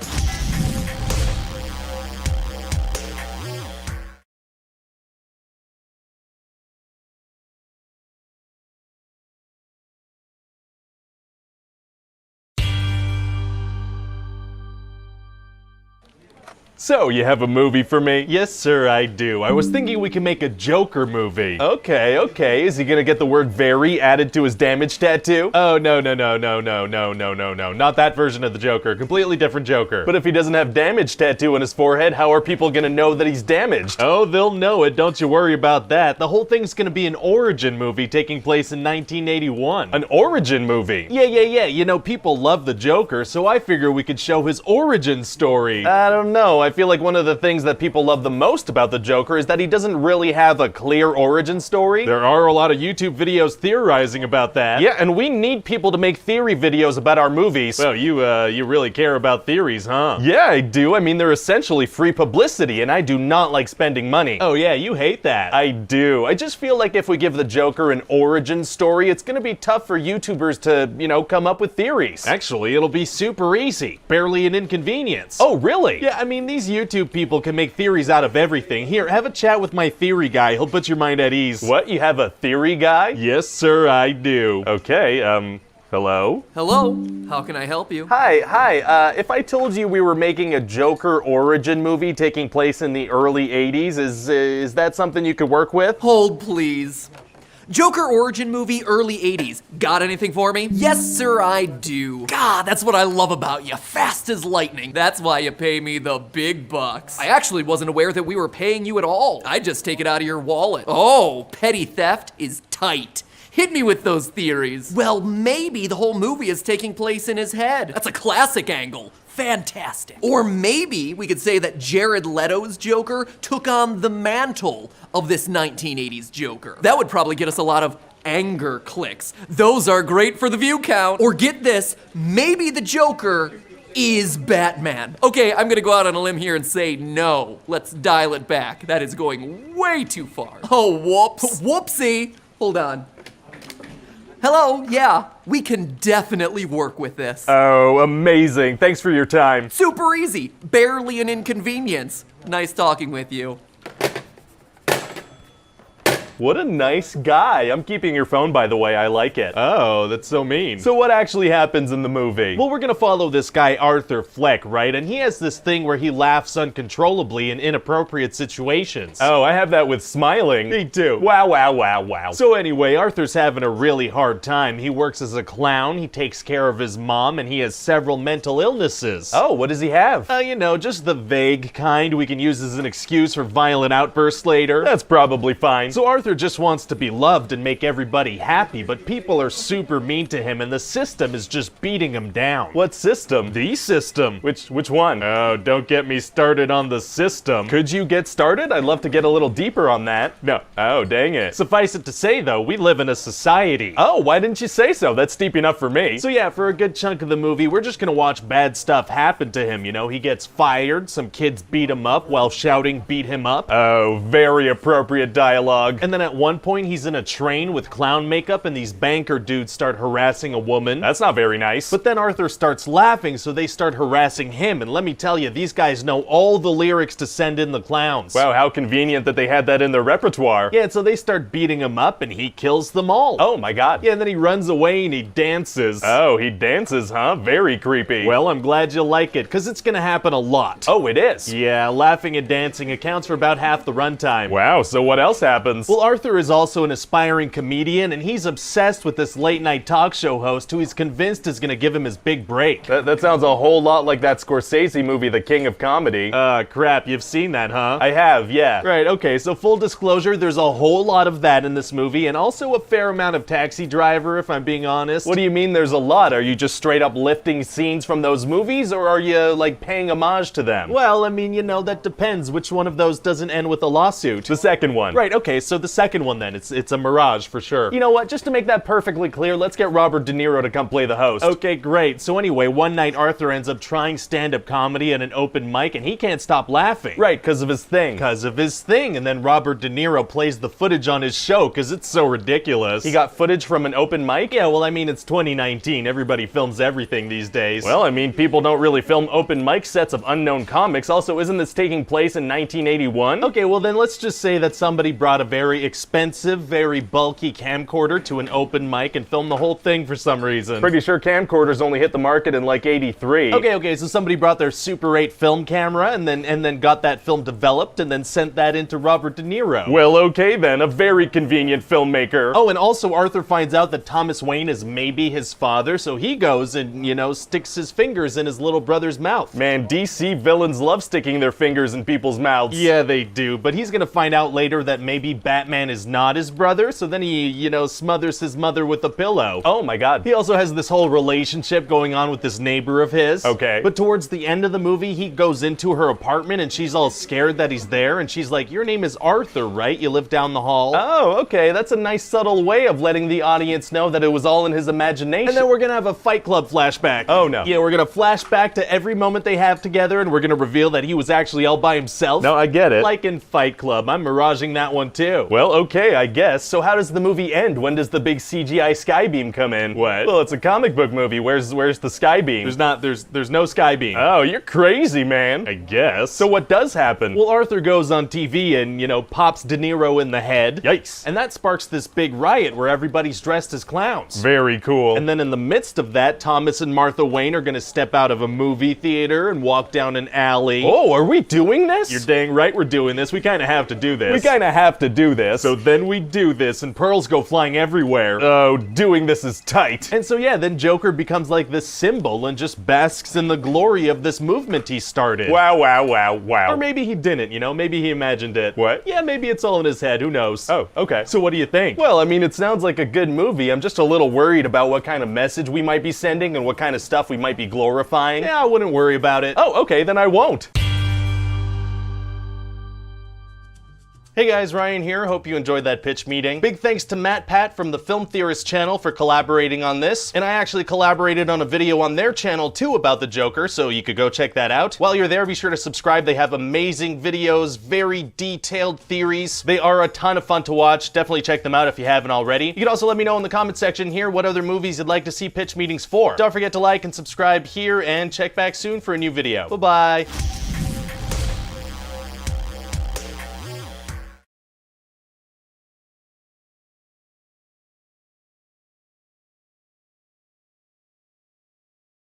So, you have a movie for me? Yes, sir, I do. How does reviving an old property sound? Oh, it sounds like I Love You. What property did you dig up? You remember Jumanji? Oh, Jumanji. I think I heard some nostalgia in your voice. I did make the nostalgia noise. So in this movie, instead of a board game, Jumanji's gonna turn itself into a video game. Oh, interesting. And instead of the jungle coming out of the game, the players are gonna go into the jungle in the game. Like Alan Parrish in the first movie. Exactly, just like Alan in the first movie. They start the game, they get sucked inside of it. Oh, that's not how it worked in the first movie. It was like a specific thing he landed on. Oh, well, to be honest, I haven't seen it. I did skim through the Wikipedia page, though. Yeah, that sounds like it should be good enough. So yeah, we're gonna start the movie with this really fun thing where 4 kids get sent to detention, right? Did you also read the Breakfast Club Wikipedia? I did. So there's this nerdy guy, Spencer, a football player named Fridge, a popular girl named Bethany, and like a shy-ish girl named Martha. Okay, so they find this Jumanji game while they're in detention? Exactly, so they all end up in the game as avatars that are like the opposite of their one-note character descriptions. Very fun. So tell me about these avatars. Well, Spencer gets this super muscular avatar, Dr. Bravestone, and I was thinking Dwayne Johnson would be great to do it. Do you think he'd be into it? You said this takes place in the jungle? That's right, the jungle, yeah. He'll be into it. Well, great, and then I figure we could get Kevin Hart to play the big football player guy's avatar. Oh, so he's gonna act like a big tough football guy? No, he would just act like Kevin Hart. That is his specialty. Then I thought we could get Jack Black to play the avatar of the popular girl Bethany. Oh, pretending to be a teenage girl is tight. I mean, I imagine that's not something that I do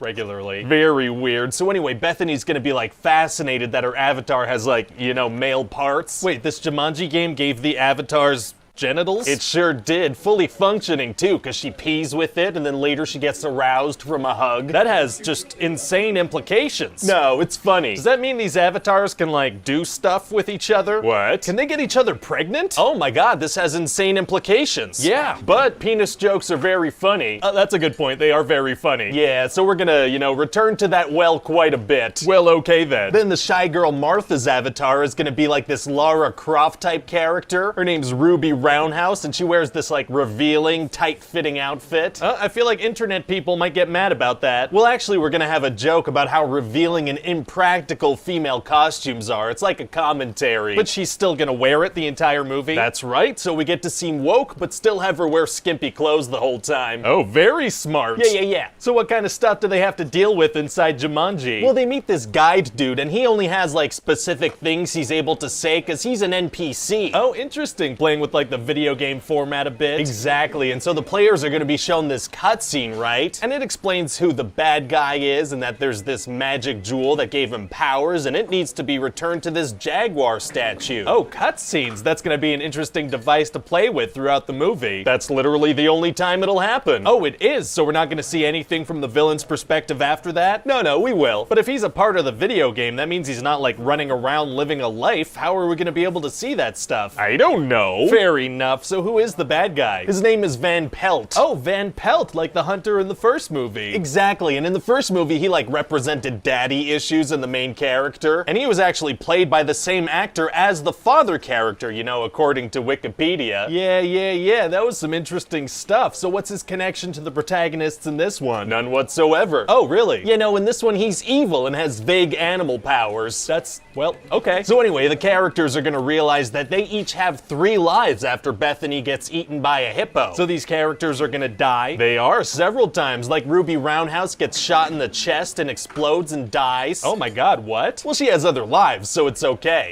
But I mean, do they feel pain? They do, yeah. They're constantly saying ouch when they get thrown around and stuff. So Martha experiences the pain of being shot in the chest and dying. I mean, yeah, I guess. I feel like that's incredibly dark and psychologically scarring. Listen, sir, I'm gonna need you to get all the way off my back about this death thing, okay? Oh, okay, let me get off of that thing. Thanks, I just want to have a couple of gags, create some artificial stakes, and extend the runtime. So what kinds of jungle threats are they gonna deal with? You know, motorcycles. What, motorcycles? Yeah, you know, a lot of motorcycles and henchmen, a lot of hand-to-hand combat. That doesn't really scream jungle to me. It feels like it should be more animal-focused. Well, I want to have a bunch of cool fight scenes, and I can't have them punching animals. That's a good point. Like Ruby Roundhouse is good at dance fighting, right? So we're gonna have that "Oh Baby, I Love Your Way" song play on a radio while pal. She just kicks butt. So did Jumanji pay like licensing fees to use that song? Unclear, sir, but they're definitely playing it. That's a lawsuit waiting to happen. They're also gonna go to a market and meet this guy Alex that's been stuck in the game for like 20 years living inside this hut thing that Alan Parrish built. Wait, so in the first movie we said that Alan was in like the deep dark jungle wearing banana leaves, but now we're saying he was in a house near a market? That's right, that works. So then they need to escape via helicopter and Alex is the only one who can fly it, but he's too scared. Wow, is it gonna be hard to convince him to do it? Actually, it's gonna be super easy. Barely an inconvenience. Oh, really? Yeah, they're like, you can do this, and he's like, oh yeah, okay, let's go. Wow, that was easy. Yeah, so then after some scary business with a rhino stampede, they land the helicopter in a safe spot. What? Why don't they fly around the island? Don't they need to find a big jaguar thing? Yeah, but that would end the movie. The movie's not done yet. Oh, okay, sorry. So anyway, eventually they do find the jaguar, but they need to get around Van Pelt. How do they manage that? Well, Martha like allows herself to be killed, right? So she respawns in the sky, and as she's falling, Spencer's going up the jaguar on a motorcycle, and she hands the jewel off to him, and then he puts it in the jaguar, and then they all yell Jumanji, and Van Pelt turns into rats.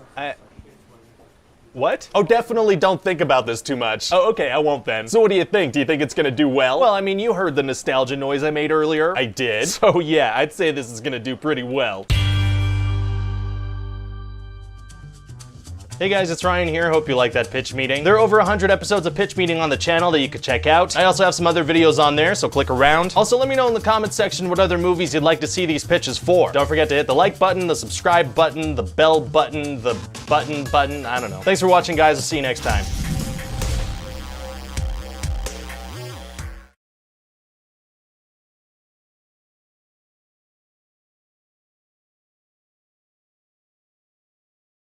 After we've shot the movie. Pretty good trade-off. Yeah, so then they're gonna go to Rivendell and Gandalf is gonna have a conversation about how the Lord of the Rings movies are gonna happen one day. Good to let the audience know that, I guess. It's definitely gonna fill some screen time. Fantastic. And also the dwarves have this map that can only be read at the exact time of year as it was written under the exact same moon. Oh man, so how long do they have to wait? Not at all. It turns out those exact conditions are happening at the time that they're in Rivendell, so they're able to read it no problem. Oh, so why even mention that? I don't know. Fair enough. Oh, also we're gonna have this scene where they're all on the legs of these giant rock monsters that are like punching each other. Oh, rock'em sock'em robots are tight. And they're also gonna get captured by some goblins. Made with CGI. Oh, offensively so. Wow, wow, wow, wow, wow, wow. And Bilbo's gonna manage to slip away, but everybody else, they're gonna get brought in front of the Scrotum King. What? Sorry, the Goblin King. Oh, okay, and what's his deal? Well, he knows that this orc Azog has beef with little Aragorn, so he wants to give the dwarves to him. What's the beef? Well, Azog killed his grandfather, and he chopped off Azog's arm. Okay, yeah, so they probably don't like each other. And Bilbo's gonna end up finding the ring and then having a big interaction with Gollum. Remember him from the other movies? I remember him from the other movies. Yeah, and so Gollum wants to eat Bilbo, but instead they have this riddle battle. And how does that go? Well, Bilbo's gonna win by accidentally asking, what do I have in my pocket? Which isn't a riddle, but somehow that's still the winning point. Well, and so how does everybody escape? Well, frickin' Gandalf pops out and helps rescue them again. Oh, that guy's always doing that. It is his thing, yeah, for sure. Amazing. So they kill the Scrotum King, and then they survive Deadly Falls without so much as a scratch. That's Lord of the Rings tradition at this point. It is, yeah. Well, great. But then they're gonna get chased by Azog and his orcs, and they're gonna get trapped in a tree. Uh-oh. But little Aragorn, he's so mad that he attacks Azog, and he just gets his butt kicked. Not good at all. But then Bilbo jumps in to help, and all the other dwarves, they jump in to help too, but it's still not going too great. Yeah, sounds like it's gonna be tough for them to get out of there alive. Actually, it's gonna be super easy. Barely an inconvenience. Oh, really? Yeah, Gandalf has a bunch of eagles pick them up, so you know, that's that. Well, great. Yeah, so the Eagles drop them off super far from their destination at the top of this super dangerous rock that's super high up. Yeah, that's almost the opposite of helpful. Yeah, and so then the movie's done. It's over. Oh my god. Yeah, we get out of there. It's done. I feel like not even one thing had a resolution. That is accurate, yeah, for sure. So what do you think? Well, I mean, it's Lord of the Rings, right? So I feel like people are gonna like it no matter what. Oh, yeah, absolutely. So, you have a Hobbit sequel for me? Yes, sir, I do. So at the beginning of this one, the good guys are on the run, because the orcs, they're right behind them. I thought the Eagles picked them up at the end of the last movie and flew them away from the orcs. Well, I guess by the time they got down from that giant cliff the Eagles dropped them off at, the orcs had time to catch up. Oh, very unhelpful birdies. And so they end up hiding out at this guy Bjorn's place, and sometimes this guy turns into a bear. Nice, nice, nice. What kind of role is he gonna play in the story? Almost none, but the orcs are gonna be like, well, maybe we should back off from the dwarves for now, because there's a bear around. They're actively chasing a super powerful wizard, but they're scared of a bear. That's what we're going with. Well, okay then. So anyway, then Gandalf is like, guess what, everybody? I gotta go. Oh, that guy's always leaving. He is, yeah, because if he was with the dwarves on their adventures, he'd be able to solve all their problems. So we gotta sideline this beardy boy. That makes sense. So where does he go? Oh, well, he's gonna walk around and slowly discover that the Lord of the Rings movies are gonna happen. Oh, I guess it'll be fun to watch him figure out what we know is gonna happen. Yeah, so he has a little Harry Potter battle with some darkness and then gets put in a cage. Why wouldn't the bad guys just kill him? Well, because he's in the Lord of the Rings movies. They can't kill him right now. Right, okay. So anyway, Bilbo and the dwarves head into this forest and they get captured by spiders. Oh no. Yeah, but by putting the ring on, Bilbo's gonna be able to be invisible and fight back. All right, he's invisible with the ring. He must be pretty much unstoppable. Well, actually, he's not unstoppable because he's gonna take it off. Well, why would he do that? So the scene can have a sense of danger. Oh, he's doing it for the audience. Okay, that's nice of him. Yeah, and he's gonna stab this one spider and the spider's gonna be like, ouch, that stings. Okay. And Bilbo's gonna be like, huh, Sting, that's a good name for this little sword I have. And that's how the sword he gives Frodo gets its name. You mean we're finally revealing how the little sword got the name Sting? We're doing it, sir. Turns out it was a, dying spider describing the pain of a fatal stab wound. Very good to know. Yeah. I mean, don't get me wrong, I love the Lord of the Rings movies, but the whole time I was sitting there like, okay, but why is that little sword named Sting? Like, what's the backstory there? A spider in a lot of pain. It's a good thing we're making these movies for sure. Anyway, then Legolas is gonna show up. Remember him from the Lord of the Rings movies? He's from the Lord of the Rings movies. He is, and this dwarf Gloin is gonna show him a picture of his son Gimli. Remember him? Where's he from? The Lord of the Rings movies. He's from the Lord of the Rings movies. He sure is, sir. It's all connected. So all the dwarves end up getting captured by elves and put into little prison cells. Okay, so these guys are just constantly getting captured. Practically non-stop, sir. So then we're gonna meet this lady elf named Tauriel. Okay. And this dwarf Keely is gonna be like, aren't you gonna search me? I could have anything down my trousers. Oh, gross. Yeah. And so obviously that's gonna spark quite the romance between them. Oh, it is. It's just like in real life, you make an overt reference to your junk the very first time you meet a woman, and that leads to them falling in love with you. Yeah, I'm not sure that's how it works. Actually, it is, sir, and I should know. I spend most of my time on the internet, and I almost went on a date one time. All right, it does sound like you know what you're talking about. Anyway, so I figure with this storyline, we're adding like a whole new dimension to the Hobbit trilogy. What dimension is that exactly? Is the hot little dwarf gonna get to sleep with the hot elf lady? Gotcha. So then Bilbo's gonna use his magic ring to become invisible and help them all escape. This kind of feels like familiar territory. And they're all gonna get into these barrels and escape down the river of questionable physics. Oh, sounds exciting, but wouldn't the barrels just fill up with water and sink? Not on the river of questionable physics, they don't. In fact, they practically take flight and take out hordes of orcs on their own. Wow. And then at the end of this big sequence, the elves are gonna capture an orc for questioning. Oh, they are? Yeah, and he's gonna be like, guess what? We hit that hot dwarf with a poison arrow, so he's gonna die in a couple of days. Kinda weird of him to give up that random tidbit of information. Does he know that she's romantically interested in him? No, but she needs to know this information for the plot so she can go heal him later, so this orc is just gonna kinda brag about it for no reason. Oh, okay, he's a plot orc. He is. So then the dwarves are gonna get to this lake, and they're gonna have to figure out how to cross it. Oh, what are they gonna do? They're gonna pay a guy to bring them across it. Right, okay, that's a pretty straightforward way of dealing with that problem. Yeah, so this guy Bard is gonna smuggle them into Lake Town in some fish barrels, and they're gonna come out of a toilet, and we're gonna spend some time talking about Lake Town politics. Sure, I guess we gotta fill these movies up with something. We're also gonna find out that this guy Bard has something called a black arrow, and that's the only way to kill a dragon. Oh, good, so the dwarves bring that up to the mountain? Nope. Oh, okay. Anyway, eventually Thorin's gonna get most of the gang going, and they're gonna head to the Lonely Mountain. Nice. Did they get captured along the way? Not this time, surprisingly. Oh, good for them. And their map says that the last light of Durin's Day will shine upon the keyhole on the mountain, but then it frickin' doesn't. Oh, weird. Yeah, so Thorin's like, well, I guess it's time to pack it up and go home. This didn't work out at all. What? Yeah, he's all done with it. He gives up. They came all this way, they don't even try looking for the keyhole for a bit? They don't, but then Bilbo realizes that the map actually meant moonlight, so then he finds the hole, no problem. Oh, unnecessarily vague ancient maps are tight. So then Bilbo has to go inside the mountain and find this thing called the Arkenstone. Right, and why do they need that again? Well, because when they have that, it means that Thorin can rule. How does the stone help with that? Unclear, it just kinda does. Does he show it to people like an ID card and they're like, oh yeah, that's the king? Something like that, I guess. So anyway, Bilbo goes inside and there's just a sea of gold. Like, I mean, there is a ton of it. Wow, gonna be hard to find the Arkenstone in there. Actually, it's gonna be super easy. Barely an inconvenience. Oh, really? Yeah, it's just kinda next to him. It's just kinda right there. Oh, yeah, he sees it pretty much right away. Well, good,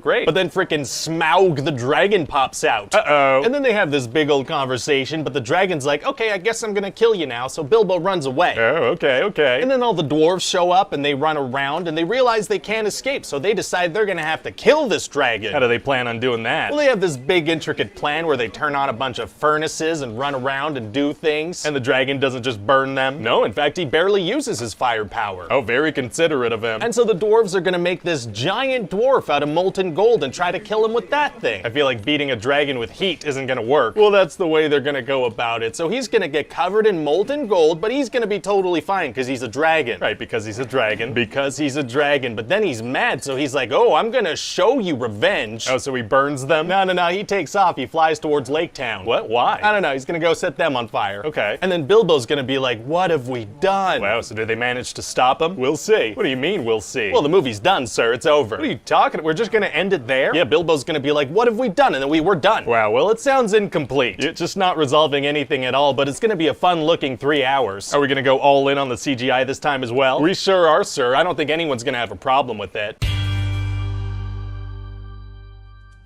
So, you have another Hobbit movie for me? Yes, sir, I do. So Smaug is attacking Lake Town and it's burning and it's all on fire and it's crazy. Oh, just jumping right in. Oh, yeah, sir, because remember we didn't really end the second movie, we just kind of cut to black so people would come see this movie? Right, okay, we should probably wrap up that movie before jumping into the third. Exactly, so Smaug is burning up Lake Town. I mean, he's really going at it. And he's attacking Lake Town because he's mad at the dwarves he left back at the mountain that aren't even from Lake Town. That's right. Oh, a very strangely motivated lizard. Yeah, and at a certain point, that bard guy is gonna shoot an arrow off his own son and kill Smaug. Oh. Yeah, and so within the first 10 minutes, Smaug is dead and the second movie's over. Now, do you think that starting this thing with what should have been the climax of the previous movie is gonna have any weird effects on the structure and flow of this thing? Oh, you know, I never actually gave that any thought.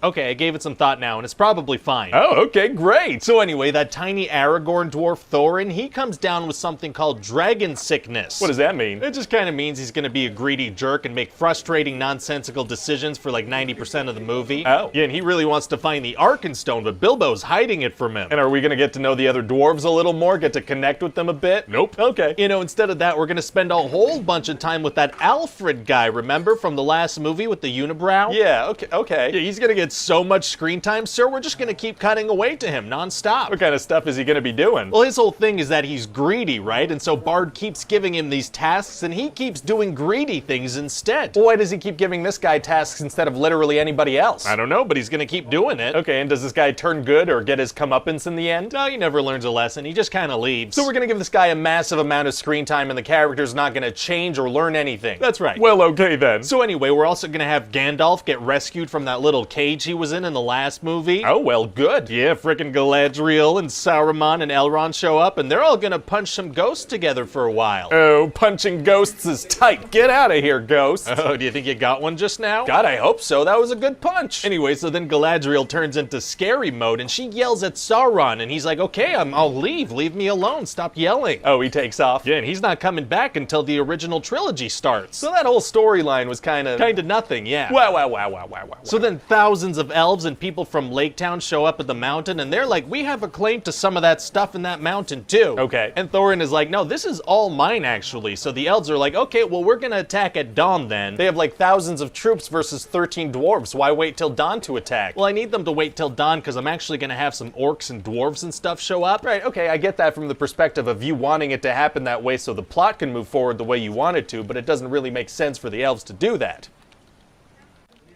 But I want it. Oh, well, it sounds like you really do want it, so let's not get logic get in the way of that. Okay, great. So then Bilbo brings the Arkenstone to the elves because he doesn't want the war to happen. Okay, but then there are orcs, so a war happens anyway. Oh boy. Yeah, and the orcs, they have those giant sandworms from Dune on their side, so those things are gonna show up. Oh, are they gonna dig right into the mountain so the orcs can claim it? Nope. Oh, are they gonna dig into the battlefield and take out the good guys from underneath? Nope. Are they gonna, what are they gonna do? They're gonna make some tunnels for the bad guys and then disappear completely. Oh, okay. And how did the bad guys even get these giant worms to work with them? Okay, sir, they're not even in the movie anymore. Can we stop talking about them? Oh, my bad, I guess. And so everybody's fighting and the dwarves are like, where's Thorin? We're gonna lose if he doesn't come out of the mountain. Would Thorin and 12 dwarves really make that much of a difference? Apparently so, but Thorin, he's still dealing with his dragon sickness, so he's not coming out. Oh man, is it gonna be tough for him to get over that? Actually, it's gonna be super easy. Barely an inconvenience. Oh, really? Yeah, he just kinda has this dreamy vision thing where he's falling in gold, and that cures him. He's all all better after that. He's good. Oh, well, you know, great. And then right when everything's going bad for the good guys, you know what's gonna happen? The Eagles are gonna show up? The Eagles are gonna show up. How did you know? Just a hunch. Okay, and then that Bjorn guy, he's gonna jump from an eagle into the battlefield and turn into a bear. Oh, I bet he's gonna kick a lot of butt. Oh, yeah, he will. I mean, probably. We're not gonna show anything. We're gonna cut away right after he lands. You sure you don't want to show a giant bear fighting some orcs for a bit? Absolutely, sir. I think the audience would rather see more of the unibrow guy. If you say so. We're also gonna give Legolas this amazing action sequence where I failed physics in high school. Oh, sounds fun. And also Feely is gonna get killed. Oh, no, it sounds like he was one of the dwarves, probably. He was. He was the John Travolta dwarf, and then his brother Keely's gonna get killed too. Oh, wow. You know, that certainly sounds like a thing that's gonna happen in this movie. It is, and you know, he was in love with that elf lady Tauriel, so it's gonna be pretty emotional. So they were fully in love? Fully in love, completely. And they only had like 3 short conversations. That's right, one of which was Keely just straight up referencing his junk directly. I guess that's romantic. And Tauriel is gonna talk to Legolas's dad and be like, why does love hurt so much? And he's gonna be like, because it was real. Oh my god, are you okay? Cool, yeah, sorry, I don't know why my body just automatically reacted like that. Oh, weird. So anyway, then Bilbo's gonna get knocked out for the entire climax of the movie, because I didn't really know what to do with him. This guy's barely in his own movie. Yeah, he's not super important to the story. So then Thorin is gonna battle Azog. Oh boy, how does that go? Well, this freaking guy keeps hitting the ice they're standing on with this big weapon thing, and eventually Thorin tricks him into falling into the cold water. Very smart. Extremely smart. And then he stands directly over him and watches him through the ice. That's okay, maybe he should wait a minute before. And then Azog stabs him through the foot and bursts up through the ice. How does he get the momentum to burst up through ice from underwater? From the fact that I wrote that in the script without giving any further thought to it. Oh, okay. And then they both kill each other, and it's super sad. Sounds kinda sad, sure. And Thorin's gonna be like, you know, Bilbo, the world would be a better place if people valued home more than gold. Oh, is that like the moral of the story? Yeah. The moral of this trilogy of movies that we squeezed out of a single book in order to get a fan base to come give us their money is don't be greedy. I see no irony in that whatsoever. Neither do I, sir. Why would you even bring that up? So I guess there's gonna be a big funeral for Thorin? No, there's no time for that. But there is time for a bunch of Alfred scenes? Oh, a bunch of Alfred scenes for sure. Well, okay then. And then since people made fun of us for having too many endings in Return of the King, we're just gonna kinda end this real fast. Well, wait, okay, so what happens with the mountain? Something, I guess. What happens with the Arkenstone? I don't know. Who becomes the king of the dwarves? Somebody, probably. What happens with that bard guy? Oh, he's around somewhere, I imagine. Are the people of Lake Town okay? Do they get a new home? That's certainly a possibility. Who's to say? Okay. Oh, and Legolas's dad is gonna tell him, oh, you should go find this guy they call Strider. I bet he's gonna be somebody great someday. Kind of a weird thing to say. Yeah, but this way we could shoehorn Aragorn into this thing. He's from the other movies. He is. Amazing. And so Gandalf is gonna be like, Bilbo, I know you found a magic ring. And Bilbo's gonna be like, no, actually, I dropped it. And Gandalf is gonna be like, okay, I won't look into that for like 60 years. Nice. So what do you think? Well, you know, it definitely sounds like Middle-earth has been milked for all it's worth, you know? All done. Definitely.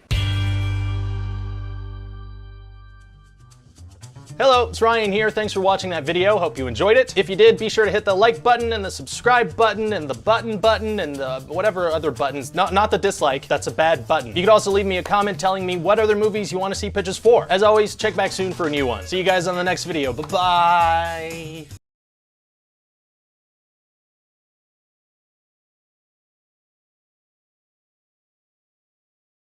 So you have a Star Wars prequel script for me? Yes, sir, I do. A surprise, to be sure, but a welcome one. Okay, right off the bat, that sounded awesome, and I'm gonna steal it for the script. Yeah, go for it, thanks. So what happens in the movie? Well, I'd like to gear this one towards kids a lot more, you know? Makes sense, that'll help us sell toys. Exactly, so what I did was focus heavily on politics. Oh, kids love politics. Oh yeah, my kids will not shut up about politics. Same here, they're like, Dad, can we go read some books on trade regulation? And I'm like, shut up and play with your Nintendo 64, you nerds. Well, your kids are gonna love this movie because a major part of it has to do with the taxation of trade routes to outlying star systems. The taxation of trade routes to outlying star systems is tight. Oh yeah, so anyway, the greedy Trade Federation blockades this planet Naboo in preparation for an invasion, right? Okay. So the Chancellor of the Republic is gonna send Obi-Wan Kenobi and his master Qui-Gon Jinn to negotiate with the Viceroy. So Obi-Wan is an apprentice in this movie. Well, in the opening text scroll, we're gonna call him a Jedi Knight, and at the end of the movie, we're gonna have a thing where he becomes a Jedi Knight. Ah, the Jedi's so nice, they knighted him twice. Exactly. Hasn't he already said that Yoda is the one who trained him, though? Yeah, whatever. Fair enough. So is Obi-Wan like the main character in this thing? Well, I wouldn't say that. So who's the main character? I don't know. Probably not important to know that anyway. Anyway, so this bad guy Darth Sidious orders the Viceroy to kill the Jedi. Oh, how are they gonna do that? They're gonna gas them for about 15 seconds and then send some battle droids to shoot at them. Oh, I like the sound of battle droids. Is it hard to destroy them? No, super easy, barely an inconvenience. Oh, really? Yeah, they're really bad at their job and the Jedi cut through them like butter. They don't sound very threatening. They won't be. So what happens next? Well, Qui-Gon and Obi-Wan are gonna use Force speed to run super fast and escape. Oh, Force speed? I bet that's gonna come in handy later in the movie. They will never use it again. Oh, they won't, okay. And then they're gonna see that there's a droid army preparing to invade Naboo, so they're gonna be like, we have to go warn them. So what do? They sneak onto the droid ships. They're gonna try to warn the Naboo of an invading army by flying in with the invading army? That's right. Huh. And then they're gonna end up on Naboo and meet this creature, Jar Jar Binks. Oh, what's he like? Oh, he's gonna be a fan favorite. He's like a giant lizard rabbit thing that says funny stuff. What kind of funny stuff? Like, oh, dis'n gonna be messy, me no watchin'. Okay. And at another point, he's gonna be like, you should follow me now, okie day. I'm not sure I get it. Well, trust me, people are gonna love Jar Jar. If you say so. He's also gonna be banished from his society. Oh, being an outcast is actually pretty badass. What did he do? He was too clumsy. Oh, okay, never mind. So anyway, he's gonna tag along with the Jedi for the rest of the movie. How come? Because that works. And they're all gonna rescue Queen Amidala from a couple of droids and then escape through the blockade. Is that gonna be hard to do? No, super easy, barely an inconvenience. Wow. So then they're gonna go to Tatooine and realize they need a new part for their ship. Bummer. And Jar Jar's gonna step in poo. Are people gonna think that's funny? Yeah, poop is hilarious. Well, okay then. So Qui-Gon is gonna try to buy the part he needs at one of the smaller shops he finds. Do they have it? Yeah, the flying bug salesman says he has the only one in town. Is he telling the truth? I don't know. Qui-Gon's gonna take his word for it and not check anywhere else. So Qui-Gon's gonna buy it. Well, all he has is some credits that the guy doesn't want to accept. So he's gonna look around town to see if anyone's willing to exchange the credits for other currency. No, he's gonna set up an elaborate bet involving a boy and some kind of space race thing called pod racing. Okay, this sounds overly complicated. It's so you can sell video games. Oh, that's fantastic. I love it. And this boy is actually Anakin Skywalker, aka Darth Vader. Oh, very interesting, like a teenage Darth Vader. No, like a teeny tiny little boy Darth Vader. Oh, people want to see Darth Vader as a little boy, right? Maybe. Exciting stuff. And he and Queen Amidala are gonna have kind of a mother-son dynamic going on. Oh, that's cute. And in the next movies, they're gonna bang. What? Anyway, so Qui-Gon senses that Anakin is strong with the Force, so he wants to get his midichlorian count. Midichlorians? Oh yeah, they're microscopic life forms that allow the host to detect the Force. So now we're saying that to use the Force, you need to have a bunch of microscopic life forms in your blood? That's right, and we're also gonna imply that midichlorians are what fathered Anakin. We're implying that tiny life forms somehow banged Darth Vader's mom. Something like that. I guess that adds to his backstory. So anyway, then they're gonna ditch Anakin's mom and go to Coruscant for a bunch of politics and meeting and talking and talking and talking and talking. I hope that takes up a big chunk of the movie. Oh yeah, a solid 30-40 minutes. I love it. And Qui-Gon is gonna explain to the Jedi Council that Anakin is special and needs to be trained, and they're gonna be like, nah. How come? They say he's too old and they sense fear in him and they all just feel really weird about it. So their plan is to just hope it all works out? Pretty much. Huh. Then the characters are gonna go back to Naboo. So what do they do with Anakin? They can't just bring a child to a war zone. They're gonna bring a child to a war zone. Interesting choice. Yeah. And they have to pass the blockade again? Nah, the blockade is gone now. How come? Because that works. And then we're gonna have a grand finale with a whole lot of stuff going on. Oh, what kind of stuff? Well, this bad guy Darth Maul is gonna kill Qui-Gon. Oh no. And he's almost gonna kill Obi-Wan. Oh, taking on 2 Jedis. I can't wait to see what this bad guy does in future movies. Oh, he's gonna die. Oh, he is. Yeah, he's just gonna stand there while Obi-Wan does a bunch of acrobatics and cuts him in half. Wow. And then Anakin is gonna accidentally blow up the ship that's controlling all the droids. Lucky kid. Yeah, and he's gonna be like, now this is pod racing. Oh, that doesn't make any sense. Yeah, cause he's like this. This is pod racing, but it's not pod racing, right? No, it's not. So why does he say that? Because he's all excited. So he's like, this is pod racing. Okay, so how does the movie end? Well, then the Jedi are gonna agree to let Obi-Wan train Anakin. Why? Because Qui-Gon wanted that. Right, but didn't they feel weird about it? Yeah, they still do. So what's changed? Anakin blew up the ship, I guess? Wasn't that an accident? It was. Huh. So what do you think of the movie? Well, I'll tell you one thing. If people don't like this movie, I doubt we'll ever see any Star Wars prequels ever again. Probably a good move.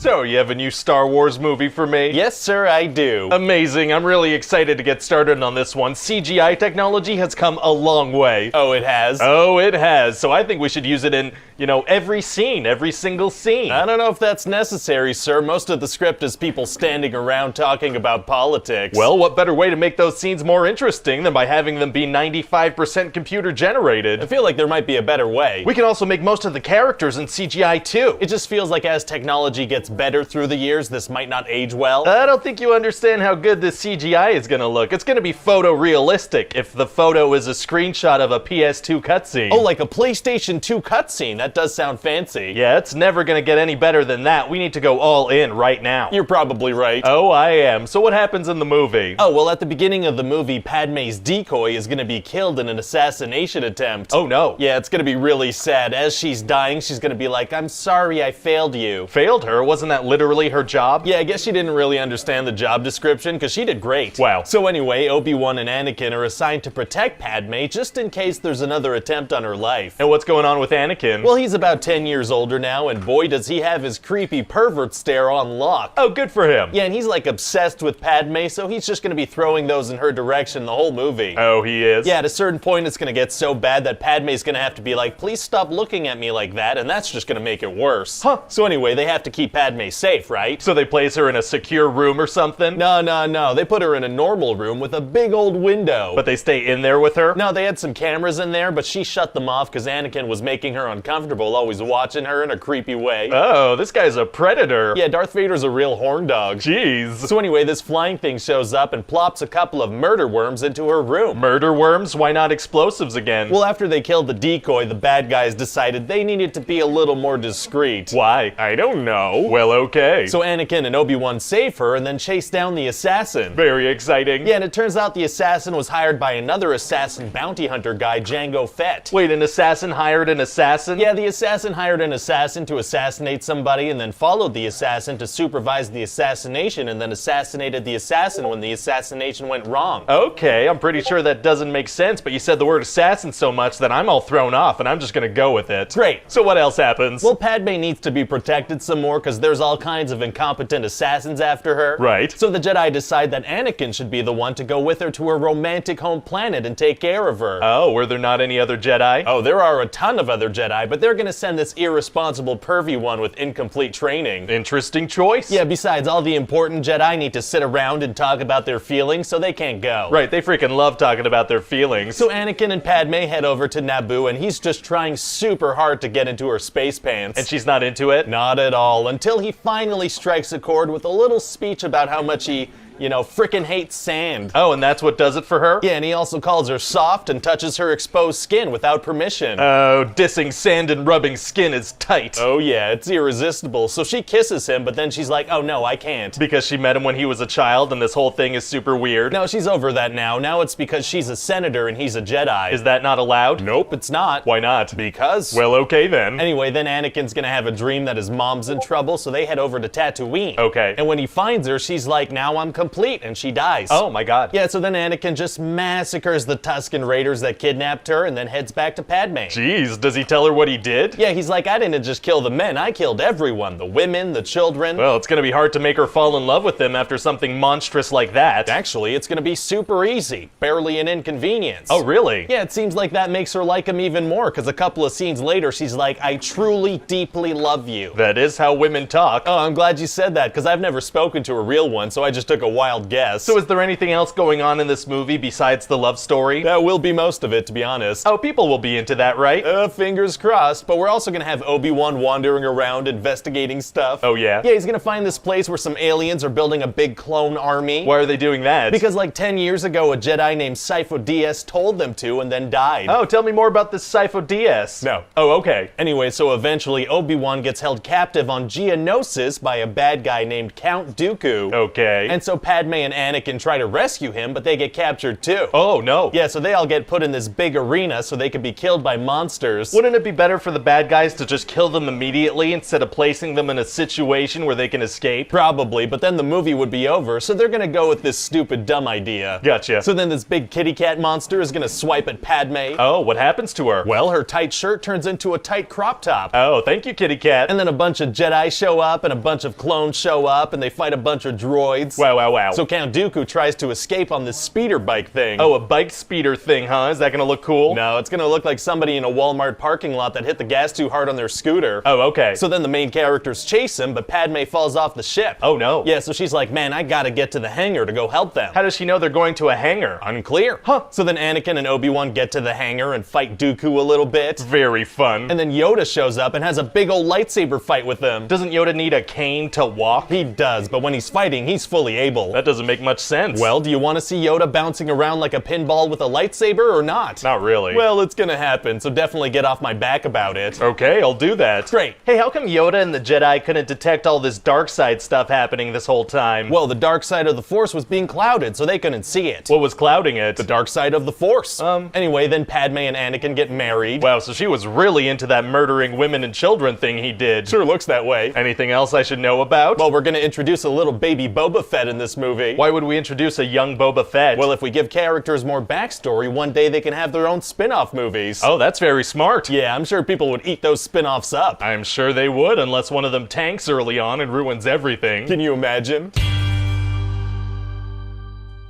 So, you have a new Star Wars script for me? Yes, sir, I do. It's gonna be called Episode 3, Revenge of the... Yeah, actually, I got your email about the title, and you realize we can't do that, right? Well, what do you mean? Well, you can't use that kind of language in a movie title, and it also just feels like immature potty humor. Oh, no, it's Revenge of the Sith. Oh, okay, I must have misread it. I was like, is this gonna be about a toilet that backs up? No, it's about Star Wars stuff. Well, I'm relieved, so it just feels like immature... Can't do that, right? Episode 3, Revenge of the... Yeah, actually, I got your email about the title, and you realize we can't do that, right? Well, what do you mean? Well, you can't use that kind of language in a movie title, and it also just feels like immature potty humor. Oh, no, it's Revenge of the Sith. Oh, okay, I must have misread it. I was like, is this gonna be about a toilet that backs up? No, it's about Star Wars stuff. Well, I'm relieved. So what happens in the movie? Oh, well, we're gonna start with a bunch of space stuff happening, like a whole lot of it. It's not really gonna be clear who's who, but it's gonna be like, yeah, something's happening for sure. Very exciting. Yeah, and Palpatine's been kidnapped by Count Dooku, so Obi-Wan and Anakin have to save him. Okay. So they go fight Count Dooku, and Palpatine convinces Anakin to cut Dooku's head off. Yikes, must have been tough to convince him to do something like that. Actually, super easy. Barely an inconvenience. Oh, really? Yeah, he just makes a very compelling argument, and that convinces him. Well, what does he say to him? He says, do it. Oh, very convincing. Yeah. So what else happens in the movie? Oh, well, Padme is pregnant now, and her and Anakin are just super in love. Oh, they are? Yeah, so we're gonna have some amazing romantic dialogue going on between them. Like what? Well, for example, he's gonna be like, you're so beautiful, and she's gonna be like, it's only because I'm so in love, and he's gonna be like, no, it's because I'm so in love with you. Oh, very romantic and realistic, because people talk like that. Yeah, I don't want to toot my own horn or anything, but...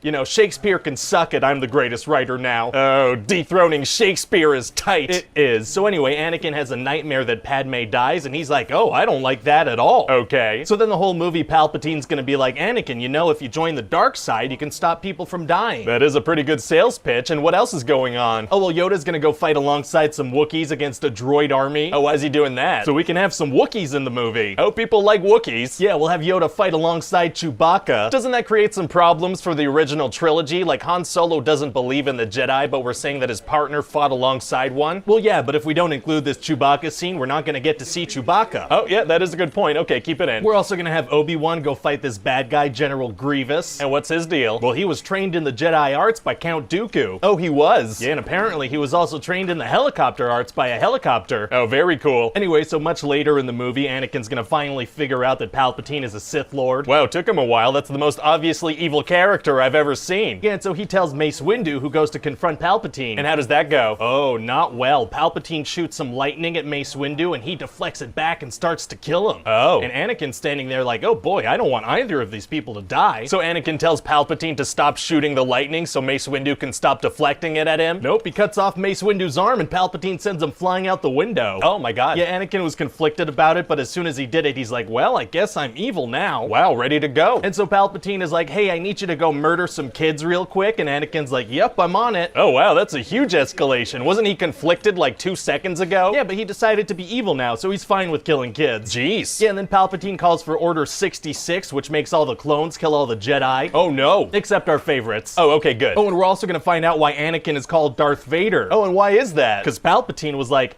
this is gonna be your name now. Oh, right, okay. Anyway, so then Obi-Wan watches some security footage of Anakin killing children and pledging himself to Palpatine, so he's like, oh, this guy's up to no good. He's not wrong. And so he goes to tell Padme, and she's like, there's no way Anakin would do something like that. I don't believe you. Didn't Anakin tell her in the last movie that he killed a bunch of Tusken Raider children? Yeah, he did tell her that, but I guess she forgot, because she's real dumb now. Oh, okay. So then Obi-Wan has to go kill Anakin, and they have this big lava fight. Like, it goes on for a while. Wow, wow, wow, wow. And Obi-Wan's gonna be like, Anakin, Chancellor Palpatine is evil, and Anakin's gonna be like, from my point of view, the Jedi are evil. Oh, okay, that's just some placeholder text, right? You're gonna put in some less ridiculous dialogue. It was placeholder dialogue, but I forgot the login information for my laptop, so we're kind of stuck with it now. Oh, okay, that's fine. So then they keep fighting, but at a certain point, Obi-Wan goes up a hill a little bit. Okay. And so he's like, well, it's over, Anakin. I have the high ground. What is he talking about? Well, Obi-Wan's a little higher up than Anakin, so that's basically checkmate, you know? You can't win if you don't have the high ground. What about in Phantom Menace when Darth Maul had the high ground and Obi-Wan killed him? Oh, well, that doesn't count, though. Why not? Because I forgot about that. Oh, fair enough. So then Obi-Wan chops off Anakin's limbs and leaves him to burn to death. Oh my god. And then Padme dies after giving birth to Luke and Leia. Wait, 9 months have passed? Apparently, yes, they have. Wow, so what happens to her? Were there complications during childbirth? No. She just doesn't feel like living anymore. What are you talking about? She was so sad that she died. I don't know what to tell you. Yeah, maybe we should go with the complications thing. Okay, we'll go with complications. Okay, great. In the sense that she just got out of a complicated relationship and died from sadness. Never mind. So then Bail Organa takes baby Leia, and Luke gets sent to Tatooine to Uncle Owen and Aunt Beru. Why did they bring him there? So that Anakin can't find him. So they bring him to his actual family and let him keep the Skywalker name. I feel like he'd be easy to track down. Yeah, well, I kind of have no choice but to shove everybody into their starting positions for A New Hope, so it doesn't really matter if it doesn't make sense. Oh, okay, gotcha. Yeah, like Yoda pieces out to Dagobah because he's embarrassed. Oh. And then Palpatine's gonna hook Anakin up with the Darth Vader costume and tell him that Padme's dead. Oh, and what does Anakin say? He says, no! It seems about right. And so yeah, that's about it. That's the story of Anakin and Palpatine and stuff. Wow, yeah, we spent a lot of time with them. It's gonna be nice in the future to make more of these movies and kind of steer away to other villains. Oh, for sure. It'll be nice to switch it up a bit. So you have a Star Wars script for me? Yes, sir, I do. And this one's all about a young Han Solo. Sounds kind of unnecessary. Well, look at it this way. Aren't all movies unnecessary? Oh, yeah, that's a good point. I'm sold. Great. So what happens in the movie? Well, Han lives on this planet Corellia, and he's basically a slave for a giant evil worm crime boss, Lady Proxima. Oh, wow, she sounds interesting. Yeah, super interesting. So she's barely gonna be in it. Oh, yeah, Han's gonna expose her to sunlight, and she's gonna burn and go back into the sewers. But how does a giant worm that can't be exposed to sunlight run a crime syndicate from the sewers? I have so many questions. Well, that's too bad, because we're moving on. Alright then. So anyway, Han's gonna try to escape with his girlfriend Kira, but they're gonna get separated. Bummer. Yeah, and he's gonna join the Imperial Army so he can become a pilot and go back and save her. Well, that's nice of him.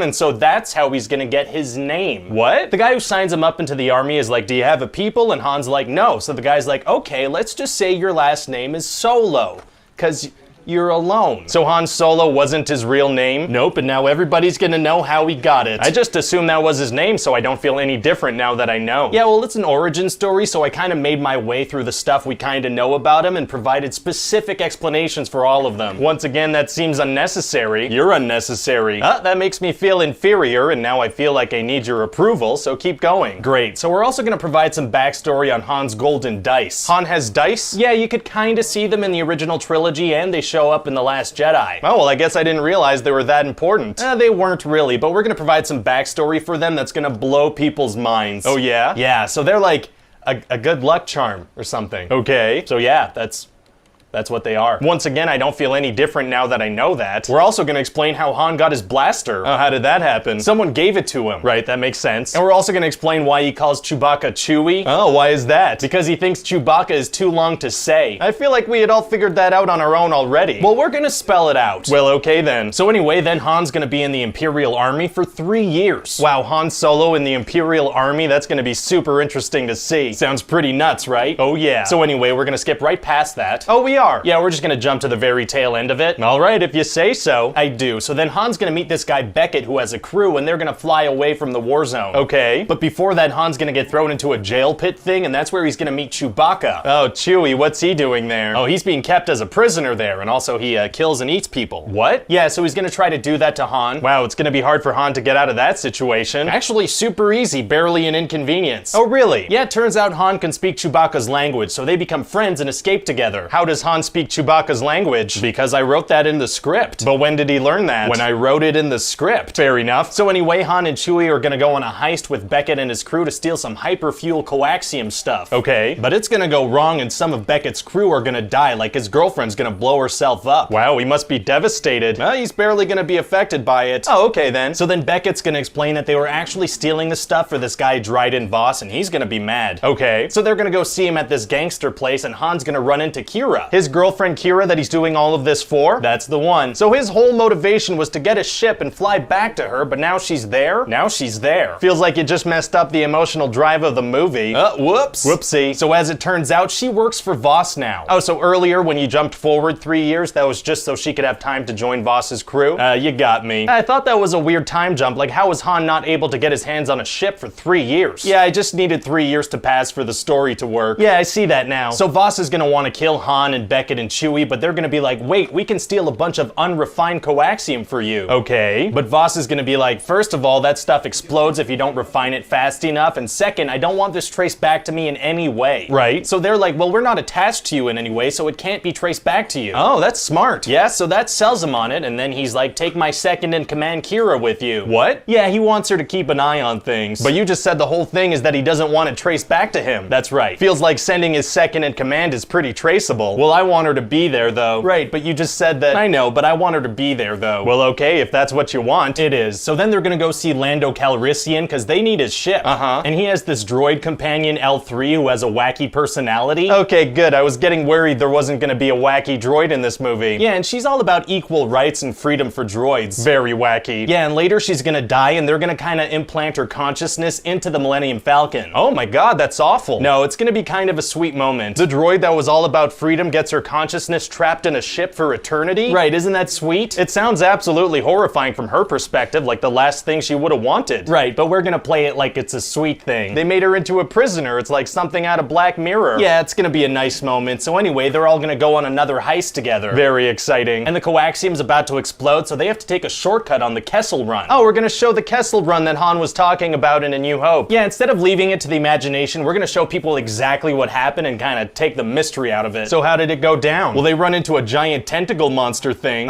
Giant testicle monsters are tight. No, I said tentacle. Oh. And there's gonna be a black hole thing, and they're gonna have to escape the black hole thing and the monster. It's gonna be nuts. The monster lives next to a black hole? Yeah, I guess it does. I guess my questions are, why does it live there, and what does it eat if nobody passes through there? Those are good questions. Thank you. So anyway, the characters are gonna... Oh, you're not gonna answer the questions. No, I'm not. So anyway, the characters are gonna go bring the coaxium to Voss. Okay. But then everyone's gonna betray each other, and Beckett's gonna shoot Voss's guards and run away with the coaxium. Why wouldn't he shoot Voss too? Because I want Voss to stay alive for a final fight. Right, but it doesn't make sense for Beckett to shoot the guards and not him. Yeah, but I want Voss to stay alive for a final fight. Well, okay then. So then there's a final fight and Voss dies. Right, and then we're gonna find out that Kira is evil because she has a Skype call with Darth Maul. Wait, what? Yeah, he goes by Maul now. I'm confused, so this takes place before Phantom Menace? No, he didn't actually die in Phantom Menace. Are fans gonna get that? Real fans will. We covered it in some animated stuff. But what about everyone else? They'll figure it out. He has robot legs that you could kind of make out. Alright, well cameos are fun, I guess. And then Maul's gonna ignite his dual lightsaber. Why would he do that? Well, the audience really liked that about him, so we're gonna show it. Right, but he's like Skyping with Kira, right? Yeah. And he just lights up his lightsaber to show her, I guess? Huh, so what do you think? Well, I mean, it's definitely a risk to make a movie about such a well-loved character. Well, if we're not taking risks, we're not doing anything worthwhile. Well, I gotta agree with you on that one.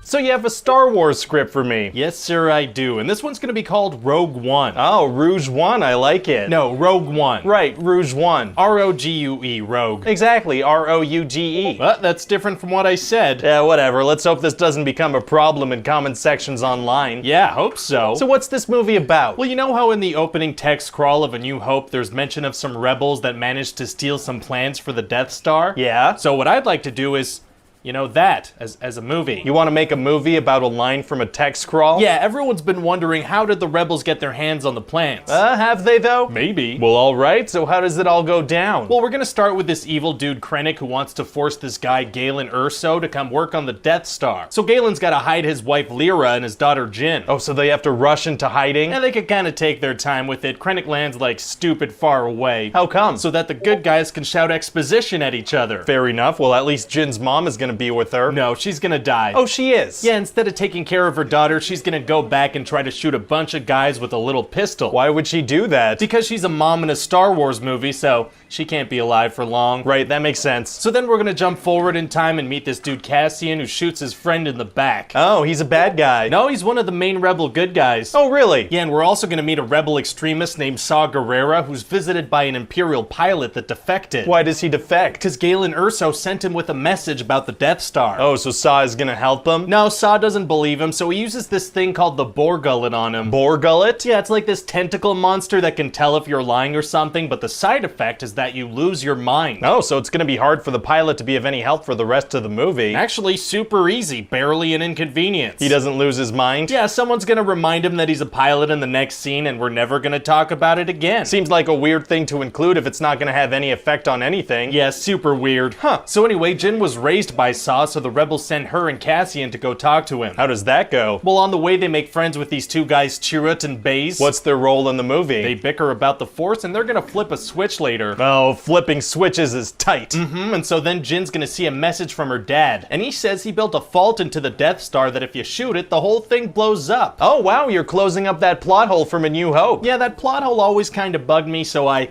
wrote an entire movie to fix it. You're a little crazy, aren't you? Yes, sir, I am. So what happens next? Well, everyone's gonna say the word hope so much it hurts your ears. No, that's fun. Hope, hope, hope, hope, hope. And then Grand Moff Tarkin's gonna be like, wait, Grand Moff Tarkin is in the character played by Peter Cushing? That's the one. You know, he passed away in 1994, right? Yeah, but you can like CGI him back to life or something, right? I guess. Is that a little unethical though? That's probably fine. That's probably fine. So anyway, the bad guys are gonna fire the Death Star at the planet Jedha where all the characters are. Oh, so all the characters are gonna die? No, they're using like a less intense setting on the weapon so everyone has time to talk and fly away. Oh, well that's nice of them. Yeah, it is. So everyone flies away? Everyone except Saw, he stays behind. Why would he stay behind? He says he's tired of running. Seriously? That's what we're going with. Seems like a weird, unnatural thing to do. Yeah, well I had to kill him off because he kind of served his purpose and having him around would cause problems. Oh, plot convenience, I get it. Right, because later I want the rebels to not believe Jyn when she tells them about the message. Doesn't she bring it with her? No, she forgot it because plot convenience. Gotcha. So anyway, they're gonna track down Jyn's dad and he's gonna repeat that her nickname is Stardust because that's gonna be important later. Okay. And then he's gonna die in an explosion. Wait, another character is gonna die in an explosion? Literally every character except a wisecracking robot's gonna die in an explosion. You didn't feel like mixing that up a bit? I did not. Fair enough. Also, they're all gonna explode immediately after serving their one purpose in the movie, usually flipping a switch or something. That's pretty harsh. Yeah, I mean, if someone's no longer useful to me, why would I keep them alive, right? You're talking about script writing, right? Not real life?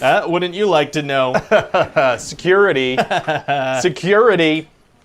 Security. Anyway, then we're gonna have a scene where Krennic goes to see Darth Vader when he's taking a bath and then gets choked by him. Oh, so that's like a sex scene? Oh, God, no. It's like a badass thing. Oh, okay, because the way you described it. Yeah, no, my bad. That's okay. And then later, Jyn's gonna give a big motivational speech to the rebels about getting the plans, and they're gonna be like, nah. Oh, bummer. But then her and some people are gonna take off in a ship anyway. Oh, very rebellious rebels. Yeah, and they're gonna be asked what the name of their ship is, and the pilot's gonna be like, Rogue One. Hey, Rouge One, that's the name of the movie. That's right, that's kinda right. I love when that happens. It is fun. So then they're gonna go to this planet called Scarif. What happens there? Well, the main characters are gonna have to turn some important knobs and flip some important switches. Very exciting. And then die in explosions. You're really doing that explosion thing, huh? I am. Well, alright then. And then the rebels are gonna find out that some people went rogue, so they're gonna send a bunch of ships to help out. Weren't they against it? Yeah, but now that it's actually happening, they're gonna do a convenient 180 on the subject. That's convenient. And then Jyn's gonna send the plans off into space with a big satellite. And then I'm guessing she dies in an explosion? Yeah, super big explosion. Wow. And then Darth Vader's gonna have such a badass scene, it's gonna make him seem like a pansy in the original trilogy. Oh, really? And then Leia's gonna get the plans and say the word hope one last time. Like a young Princess Leia? Yeah, you can make her young with CGI, right? Please stop making me do that. Alright, so anyway, what do you think? Well, I think fans will love it, you know? I think it's gonna do great. Awesome. Although, to be fair, we can slap the name Star Wars on anything and it's guaranteed to be a hit. That is true.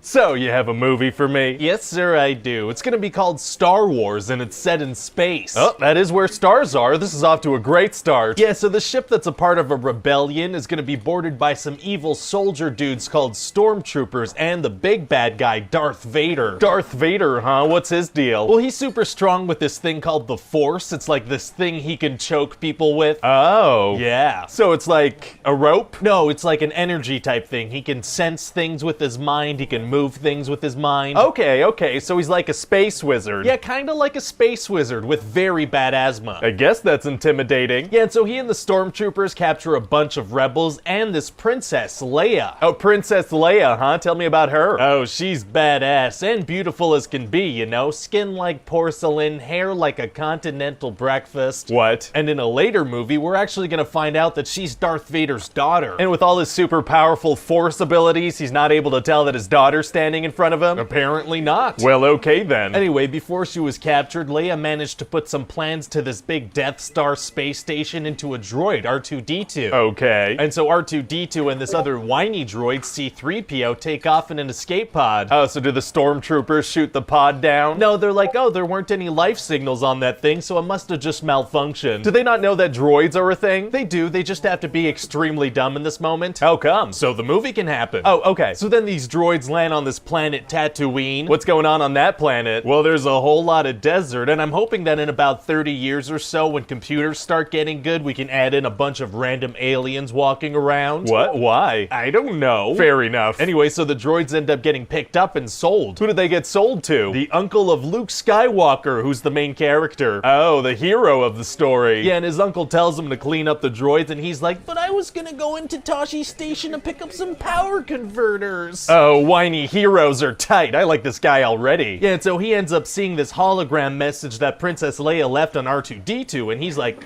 that's a very attractive hologram. Kind of a weird reaction to a cry for help. A little bit, yeah. Anyway, in the recording, she's like, help me, Obi-Wan Kenobi, you're my only hope. Okay. And so Luke is like, I wonder if she means old Ben Kenobi who lives around here. If that is what she means, this guy's horrible at picking fake names. Yeah, not super creative. So anyway, then Luke is gonna get attacked by some sand people, and Obi-Wan is gonna save him, because he's a Jedi Knight, which means he's super good with the Force. Oh, that worked out. It did, but then we find out that the place where the droids were sold got all shot up, and Obi-Wan is like, oh, only Imperial Stormtroopers are so precise. Oh, pretty scary. Yeah, and then Luke finds his aunt and uncle murdered. Oh my god, he must be devastated. No, he's alright. Oh, okay. So he goes to Obi-Wan like, I want you to train me as a Jedi, because I don't have anything anymore. Wow, yeah, got over those deaths real fast. Yeah, so then they go to this cantina where there's all these weird types, because they need to find a pilot. What kind of weird types are we talking? We're talking a guy with chin balls, a werewolf, Satan. Oh, that does sound like a bizarre mix. And then they're gonna meet with this guy, Han Solo. And what's his deal? Well, he's really cool, and he doesn't believe in the Jedi, and he has this giant bear dog best friend named Chewbacca. Chewbacca? Yeah, he actually fought alongside a Jedi master named Yoda, and he always goes, so Han Solo doesn't believe in the Jedi, even though his best friend and partner fought alongside one? That's right, but we're only gonna find out about that Yoda thing like 30 years from now. Okay, you're gonna have to stop mentioning things that'll happen 30 years from now. That doesn't make any sense. I mean, I'll try. So what else happens? Well, then Han gets held back briefly by this guy Greedo, because it turns out he owes money to this guy Jabba the Hutt. Okay. And then they shoot at each other and Greedo gets hit. Oh, okay, so which one of them shot first? I don't think it matters. Oh, okay. So anyway, then Stormtroopers end up shooting at them as they leave on Han's ship. Oh, so which one of them gets hit by these sharpshooters? Nobody. Stormtroopers have just the worst aim. But you have Obi-Wan saying that they're super precise. Oh, whoops. Whoopsie. Anyway, so meanwhile on the Death Star, the bad guys are gonna blow up Princess Leia's home planet. Oh my god, she must be devastated. Oh, she is, for about 10 seconds. Oh wow, these people don't have much emotion. So eventually Han's ship gets picked up by the Death Star. Oh man, it's gonna be hard for them to get out of that situation. Actually, it's gonna be super easy, barely an inconvenience. Oh, really? Yeah, they just hide under the floors on the ship as the Stormtroopers search it. The Stormtroopers don't use their technology that detects life forms. No, I guess they forgot they had that. Wow. And so then Han and Luke take out some stormtroopers and steal their gear, and it's just the perfect size for them. Oh, very lucky. And then they go rescue Princess Leia. What happens to all the other rebels that were captured at the same time as her? I don't know. Fair enough. And then they end up in a shootout in a hallway with some stormtroopers. And do they have good aim or bad aim now? Oh, bad aim from now on, for sure. Okay, just checking. And then Princess Leia shoots a hole in a wall vent and they dive into a garbage compactor. Oh, wow. Yeah, so, you know, that takes care of the stormtrooper problem. Can't the stormtroopers just, you know, walk up to the hole and shoot them? Yeah, but they're not going to. How come? Because that works. And meanwhile, Obi-Wan Kenobi runs into Darth Vader. Uh-oh. And he's like, you're only a master of evil, Darth. Is his first name Darth? No. Oh. And then they duel with these lightsaber swords they have. Oh, what's that gonna be like? It's gonna be like two old guys who just woke up from a nap started fighting with their canes. I guess that'll be fun to watch. And Obi-Wan's gonna be like, if you strike me down, I'll become more powerful than you could possibly imagine. In what sense? In the sense that if he dies, he'll be able to like communicate with Luke telepathically sometimes. That just sounds like he's gonna turn into a very specific type of mental walkie-talkie. I don't know if that's more powerful than you can possibly imagine. Well, maybe Darth Vader doesn't have a very good imagination. We don't know.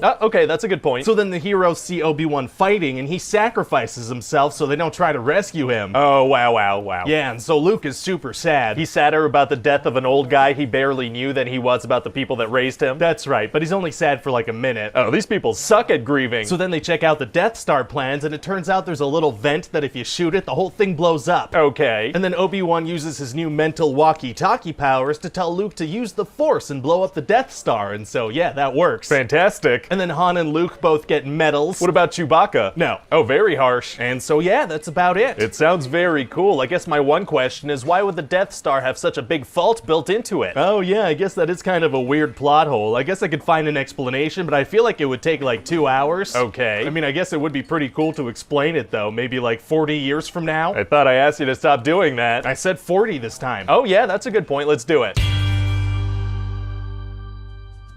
So, you have a Star Wars movie for me? Yes, sir, I do. So, you might have heard that Mark Hamill had a car accident and broke his nose, so we're gonna have to kind of address the fact that his face is different. Oh, way ahead of you. We're gonna start the movie on this ice planet called Hoth, right? And then this monster is gonna, you know, punch him in the frickin' face. Oh, that'll do it. Yeah, so Luke wakes up in this cave and this monster has frozen his feet to the ceiling. What? How did he manage that? I don't know, but it happens off screen, so you have to accept it. Oh, I do. Okay, good to know. Anyway, so Luke sees that his lightsaber conveniently fell right next to him and not outside as he was being violently dragged through the snow. Oh, very lucky. Yeah, so then he grabs a lightsaber using the Force and frees himself while somehow not cutting off his own feet. Wow, skills. And then he cuts the monster's arm off. Oh, great, so he can finish off the monster and spend the night in the cave. He sure can, but instead he's gonna run outside. What, isn't it freezing? Yeah, he's gonna run right out of the cave in the freezing cold at dusk. Is he able to keep himself warm with the Force or something? No, not at all. He passes out pretty much immediately. Oh. But before he passes out, the ghost of Obi-Wan Kenobi shows up. And he's like, you need to go to this planet Dagobah and meet a Jedi Master named Yoda who actually trained me. He shows up to tell him this right before he passes out in the cold? Yeah, he waited for this moment after 3 years of silence. Obi-Wan is kind of a drama queen. Okay, and you say this Yoda guy trained him? Exactly, except he didn't. What? Yeah, Obi-Wan's kind of a liar too. Oh, a very sassy ghost. Anyway, so then Han Solo shows up and stuffs Luke inside a dead camel dinosaur. Oh, that's nice of him, I guess. Yeah, and these camel dinosaurs have warm guts, so Luke is able to survive in the cold. Wow. Anyway, so then back at the Rebel base, Leia kisses Luke because she wants to show Han she doesn't care about him. Oh, a little love triangle, huh? That's cool. That's like a relatable human story. Oh, you mean relatable as in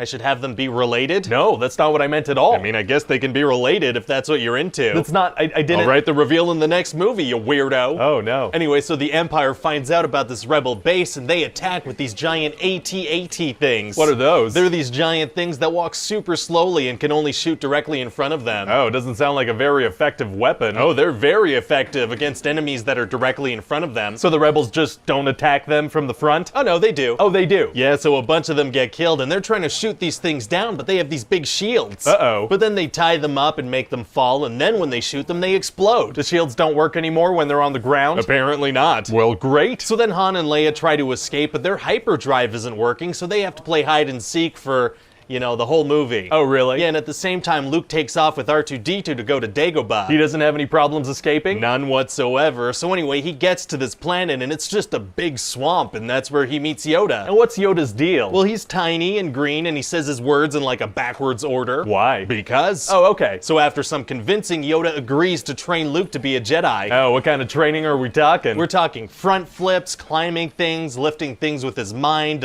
some more flips, a lot of flips. Oh, being a Jedi requires a lot of flipping? It sure does. So anyway, after a couple of days of doing flips in a swamp with a puppet, Luke has a vision that his friends are in trouble, so he's like, I gotta go. Okay. And Yoda's like, no, you better not go. And even Obi-Wan shows up to be like, yeah, no, you need to finish your flippy training with this puppet who trained me, but also no, he didn't. Oh, so what does Luke do? Well, he decides to ignore the puppet and the ghost, and he takes off. Oh, ignoring ghosts is tight. That's what I do all the time with a disembodied ghost head that lives in my office. Well, what are you talking about? There's a ghost that lives in here? Nope, there's not. Well, okay then. So anyway, then Han and Leia go meet Lando Calrissian, who's an old friend of Han's. Okay. And he acts all friendly, but it turns out the Empire got there a couple of minutes before Han and Leia. So they get captured and Han Solo gets frozen in carbonite. Oh no. And then Luke shows up, but it quickly becomes clear that he has not done enough flippy training. Darth Vader overpowers him? Yeah, he cuts his hand off. Oh man, you love when people get their arms and hands cut off, don't you? Yeah, I do. I just had to write that in there. Very weird. Anyway, so then Luke is like, Obi-Wan said you killed my father, and Vader's like, no, I am your father. Oh, Luke, I am your father. That's a great quote. That's not the quote, though. It's, no, I am your father. Luke, I am your father. I love it. Okay, whatever. So anyway, then Luke is like, no. Right. And by now he's out on this thing with nothing below him but a huge drop. Oh man, it's gonna be tough for him to get out of that situation. Actually, it's gonna be super easy. Barely an inconvenience. Who said that? I mean, they are right. It is gonna be that. Oh, really? Yeah, he just lets himself fall and he happens to land in a fun slide thing. Oh, they should call him Lando, am I right? That's not funny. Okay. Anyway, so then Luke is hanging from a thing in the sky, right? And he uses his brain force walkie-talkie to ask Leia for help. Oh wow, that's a whole lot of convenience. It's a whole lot of force usage. Sounds like the same thing from a writing perspective. Yeah, it's the same thing. Wow. And so yeah, that's it. What do you mean that's it? That's it. It's over. But Han is still frozen in carbonite and Darth Vader is still out there. Does this movie not have an ending? No, not really. People are just gonna have to come see episode 6 in a couple of years. Episode 6? What are you talking about? This is the second movie. Of the first trilogy, which is technically the second trilogy, because after this we could do a trilogy taking place before this, and after that we could do a trilogy taking place after this. Oh, I'm very confused. Trilogy. I mean, okay. Yeah, I mean, we need to make a bunch of these movies right now in the 80s before people lose interest in this Star Wars fad. Yeah, true. I guess people won't really be into this franchise beyond this decade.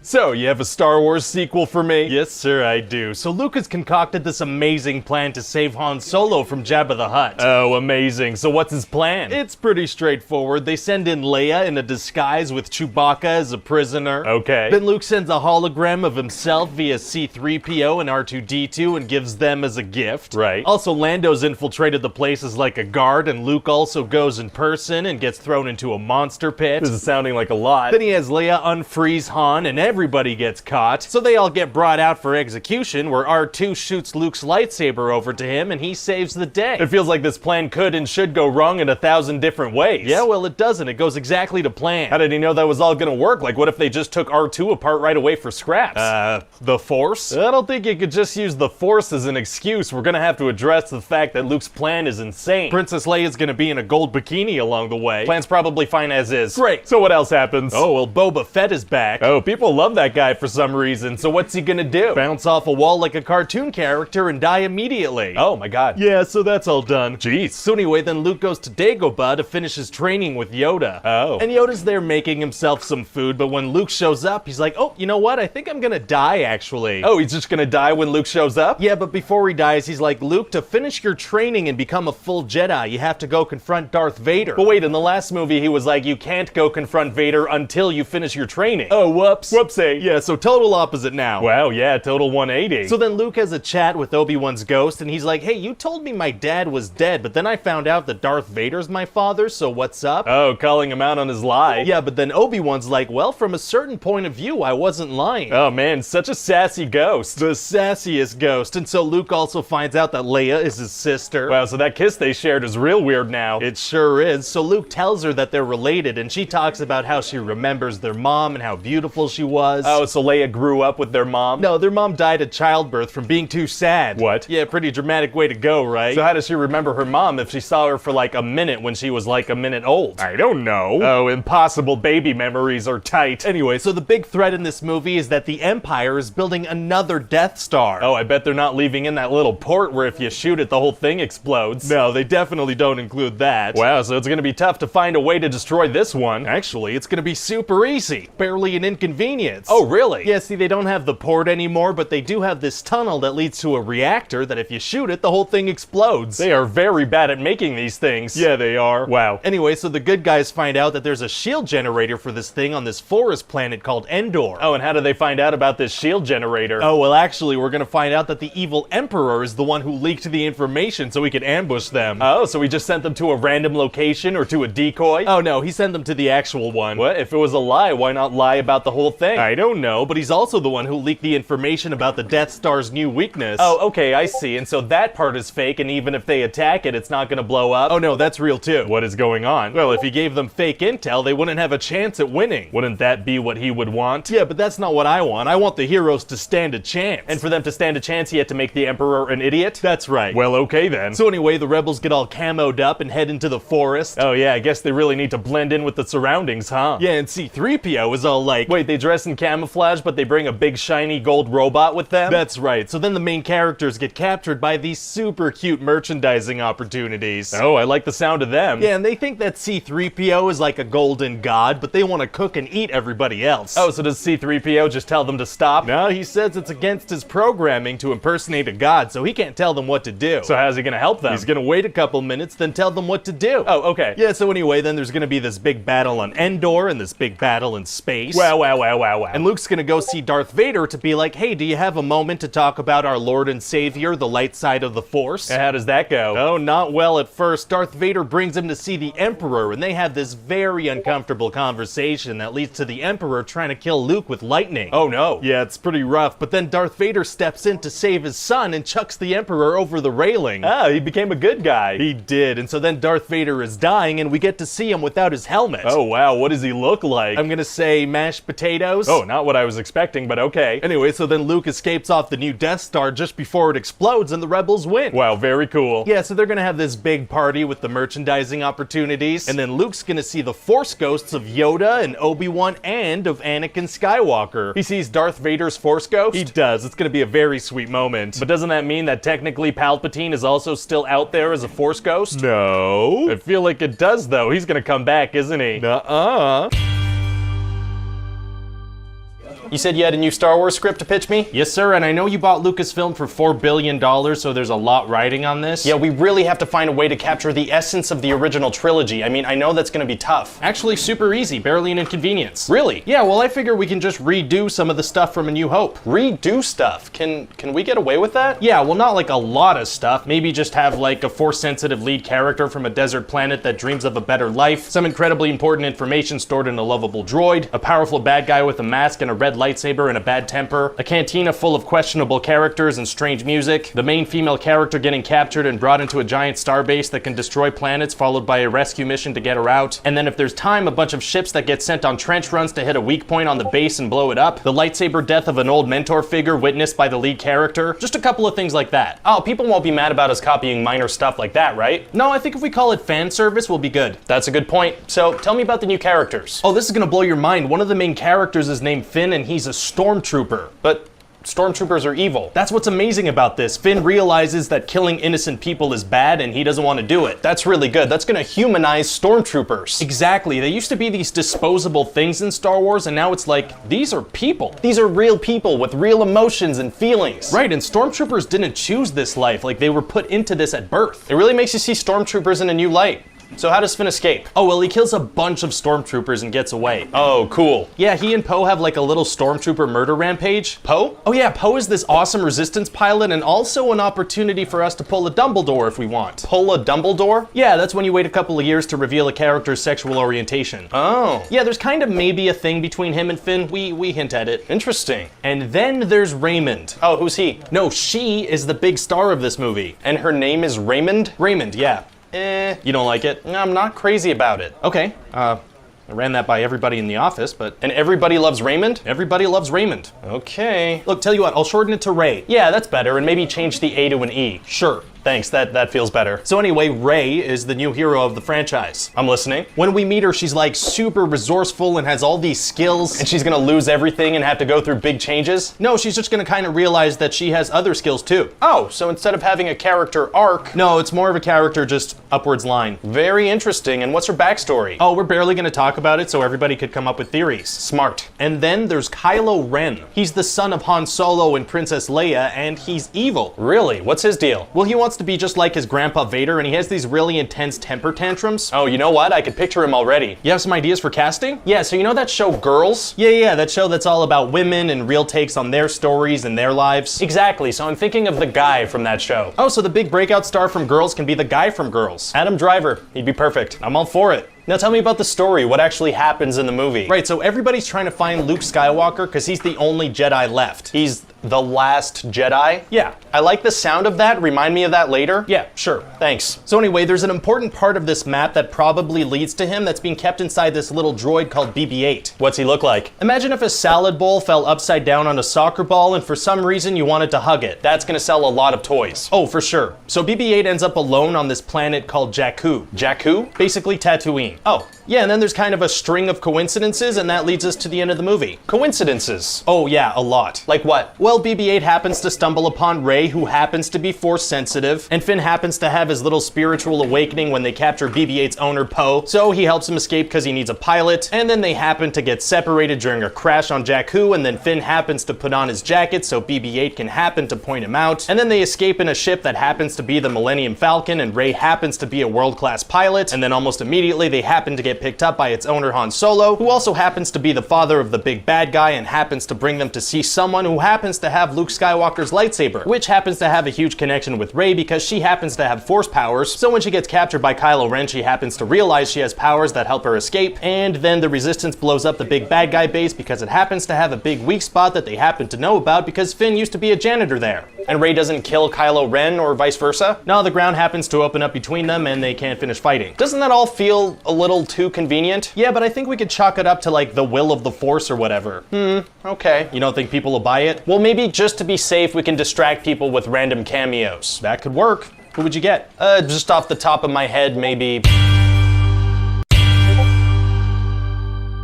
Okay, so we have a lot of great stuff set up from The Force Awakens that we have to pay off in this movie, so let's start with Snoke. What do you have planned for Snoke? Sure, well, you know how he was this dark, ominous hologram figure? Yeah. Well, in episode 8, we're gonna see him in person, and he's gonna be more of like a disfigured old playboy. He is. Yeah, and he has like a really flashy gold robe on. It looks like what they probably give you if you rent a suite at a Trump hotel. Interesting. Yeah, so overall, he looks like if Hugh Hefner fell face first down an elevator shaft and then they did their best. And so do we find out more about him as a character? Oh yeah, definitely. So you know how in the first movie it was like, who is this guy? What's his deal? Yeah. Well, in this movie we confirm that he's like an evil guy. Oh, okay, saving him for a bigger role in episode 9. No, he dies. He does? Yeah, Kylo Ren cuts him in half. Wow, do you think the fans are gonna be disappointed, or what do you mean? Well, I mean, we kind of baited fans for 2 years with questions like, who's Snoke? And now he's dead. Right, that's what makes it so surprising. Oh, true, I didn't think of it that way. Plus, it gives more weight to the reveal of Rey's parents. Oh yeah, about that. They are nobody. Oh, really? Yeah, Kylo Ren says he saw it in a vision, so they're dead. They're nobody. Is he telling the truth? Yeah, I don't know. We're just gonna kind of gloss over it. Okay, so what about the other big cliffhanger? What's that? Well, at the end, Rey is handing Luke his lightsaber back. It's like a huge moment. Oh yeah, well, he just tosses it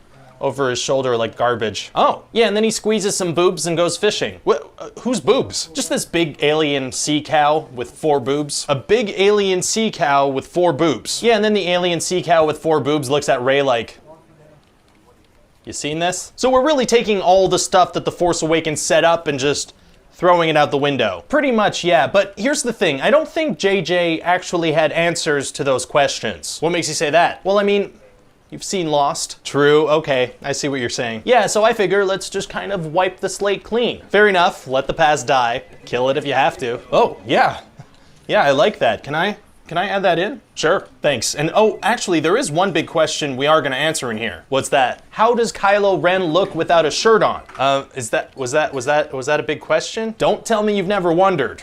No, I don't think I have. Well, the answer is surprisingly good. Well, okay. Yeah, dude works out. So what else happens in the movie? Oh, well, there's a really powerful scene where Kylo Ren, with his shirt on, is gonna kill his mom, Leia, like he killed his father. Exactly, but at the last second, he stops himself. Wow. But then it's too late. Leia's command post is hit by another ship from the First Order. Incredible. Yeah, and we see her body floating through space, and it's a really beautiful end for the character because you should have her fly back.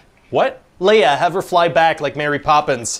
But how? You know Mary Poppins? Yeah, I know Mary Poppins. Have her fly back like Mary Poppins. But how? She uses the Force? I don't know. Okay. I mean, I don't really have plans for her for the rest of the movie, but she could be in a coma. It's cool. Yeah, no, sure. I'll have her fly back like Mary Poppins. Awesome, thanks. I really like Mary Poppins. You're welcome. So I'm still not getting exactly what this movie is about. Okay, well basically imagine a car chase. Yeah, sounds exciting. Now imagine that chase was happening in space and really slowly, right? So basically that's it. The First Order is waiting for the Resistance to run out of fuel so they can blow them up. That doesn't sound super thrilling. It's not. And also the Resistance can't go light speed because the First Order can track them now. So they just kind of float around for the whole movie. So then Finn and this new character Rose go on a super long side quest that doesn't work. It doesn't work at all? Not even a little. And they go to this casino city and they see like slave children and slave animals. Oh, that's awful. Yeah, and they manage to free the animals, so they're like, you know what? No matter what happens, this was worth it. Not the slave children? No, they're still slaves. And what's the deal with this Rose character? Why is she in this? Well, she's there so Finn can have someone to say funny things to. Right, makes sense. Also at the end of the movie, Finn is gonna make this amazing self-sacrifice and save the day, and she swoops in and stops him. Why? Because she wanted a little kiss. Oh, that's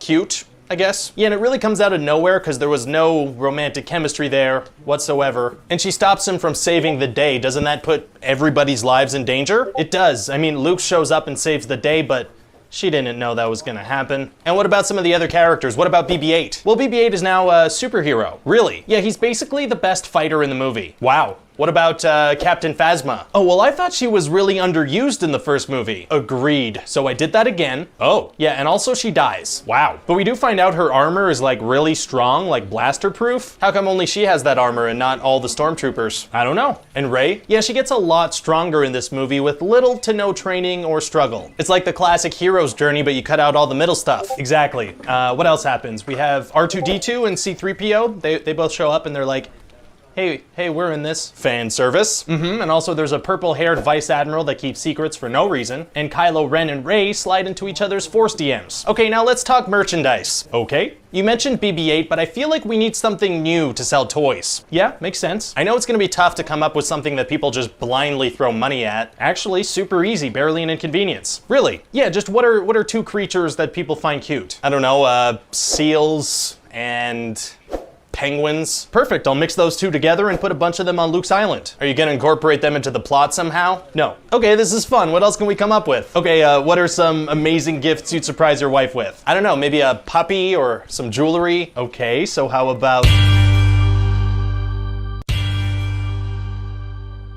So, you have a Star Wars sequel for me? Yes, sir, I do. So in the opening text crawl, we're gonna find out that Palpatine is alive again, and he sent out a transmission to everybody. Oh, Palpatine is back? How is that possible? Well, the dark side is a pathway to many abilities some would consider unnatural. Oh, very vague. What does that mean? It means get all the way off my back about this and don't bring it up again. Oh, okay, let me get off of that thing. So it turns out he was pulling the strings this whole time, like he created Snoke. Seriously? Yep, we didn't see him because he was in a basement with strobe lights. It's so strange that we never hinted at this at all whatsoever in any way. Yeah, pretty crazy, but this was always the plan. Was it though? I mean, yeah, I wouldn't start a trilogy without a roadmap, you know? I didn't do that. Well, okay then, so what happens in this thing? Well, you know how in The Last Jedi we found out that Rey's parents are nobody? Right, yeah, between that and the Broom Kid, it seemed like maybe we were going for like a hopeful message, like the Force can be with anyone, you don't have to be related to... Well, it turns out that Rey is Palpatine's granddaughter. Oh, she is? Yeah, pretty cool, right? So that means that Palpatine has gotten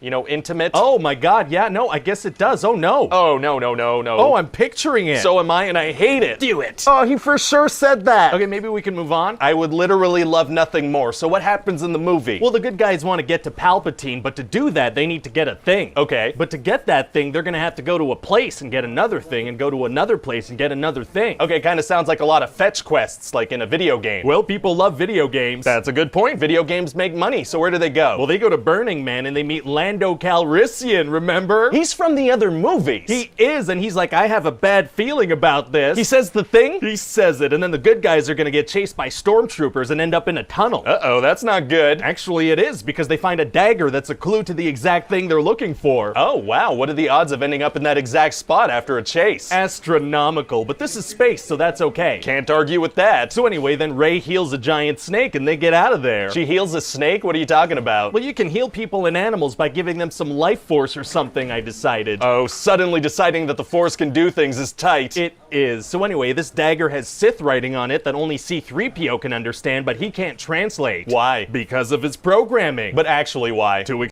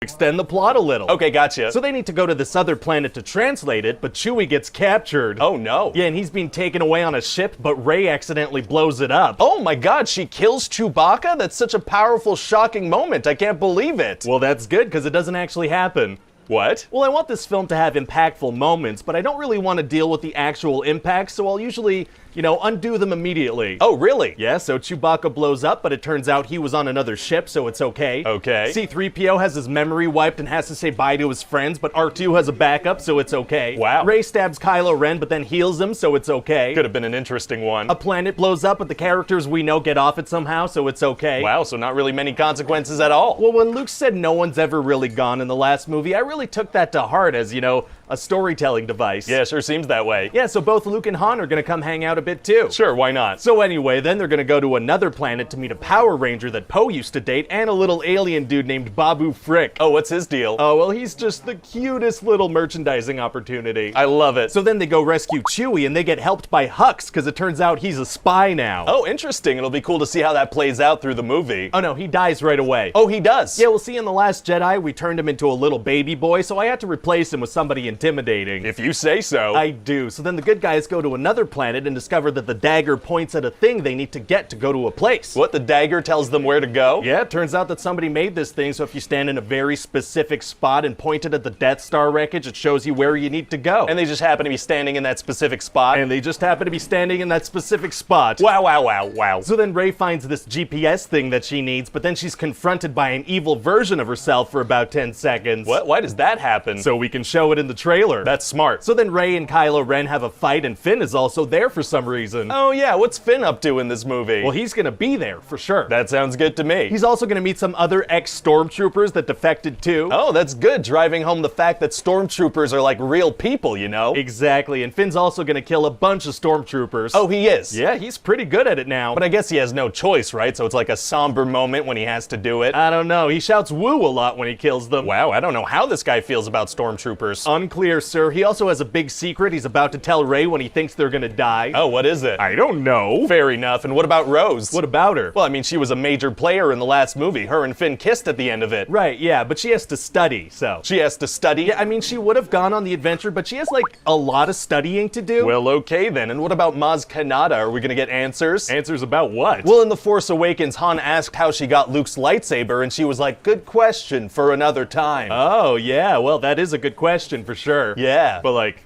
probably best for another time. Did you forget to pay that off? I forgot to pay that off. That's okay, it happens.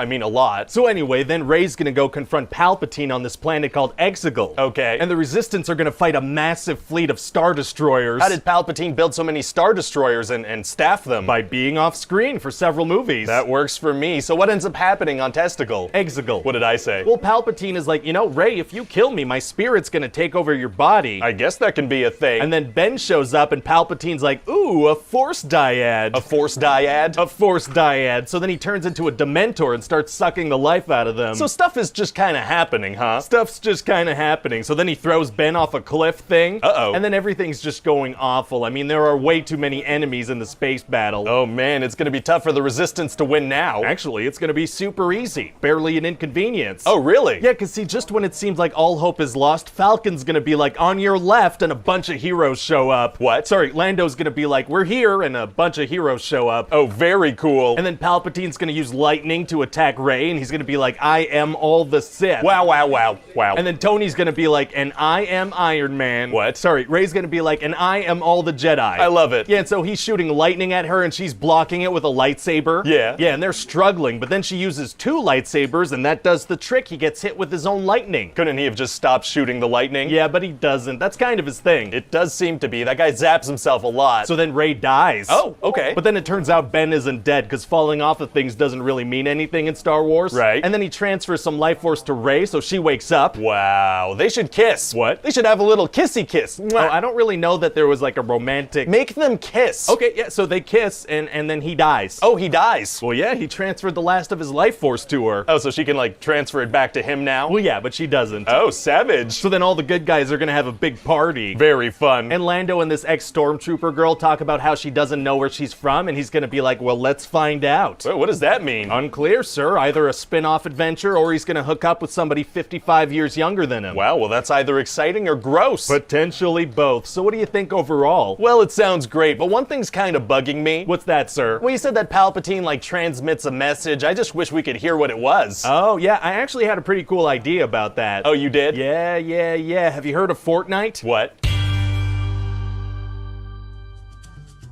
Hey guys, it's Ryan here. Hope you like that pitch meeting. There are over 100 episodes of pitch meeting on the channel that you could check out. I also have some other videos on there, so click around. Also, let me know in the comments section what other movies you'd like to see these pitches for. Don't forget to hit the like button, the subscribe button, the bell button, the button, I don't know. Thanks for watching, guys. I'll see you next time.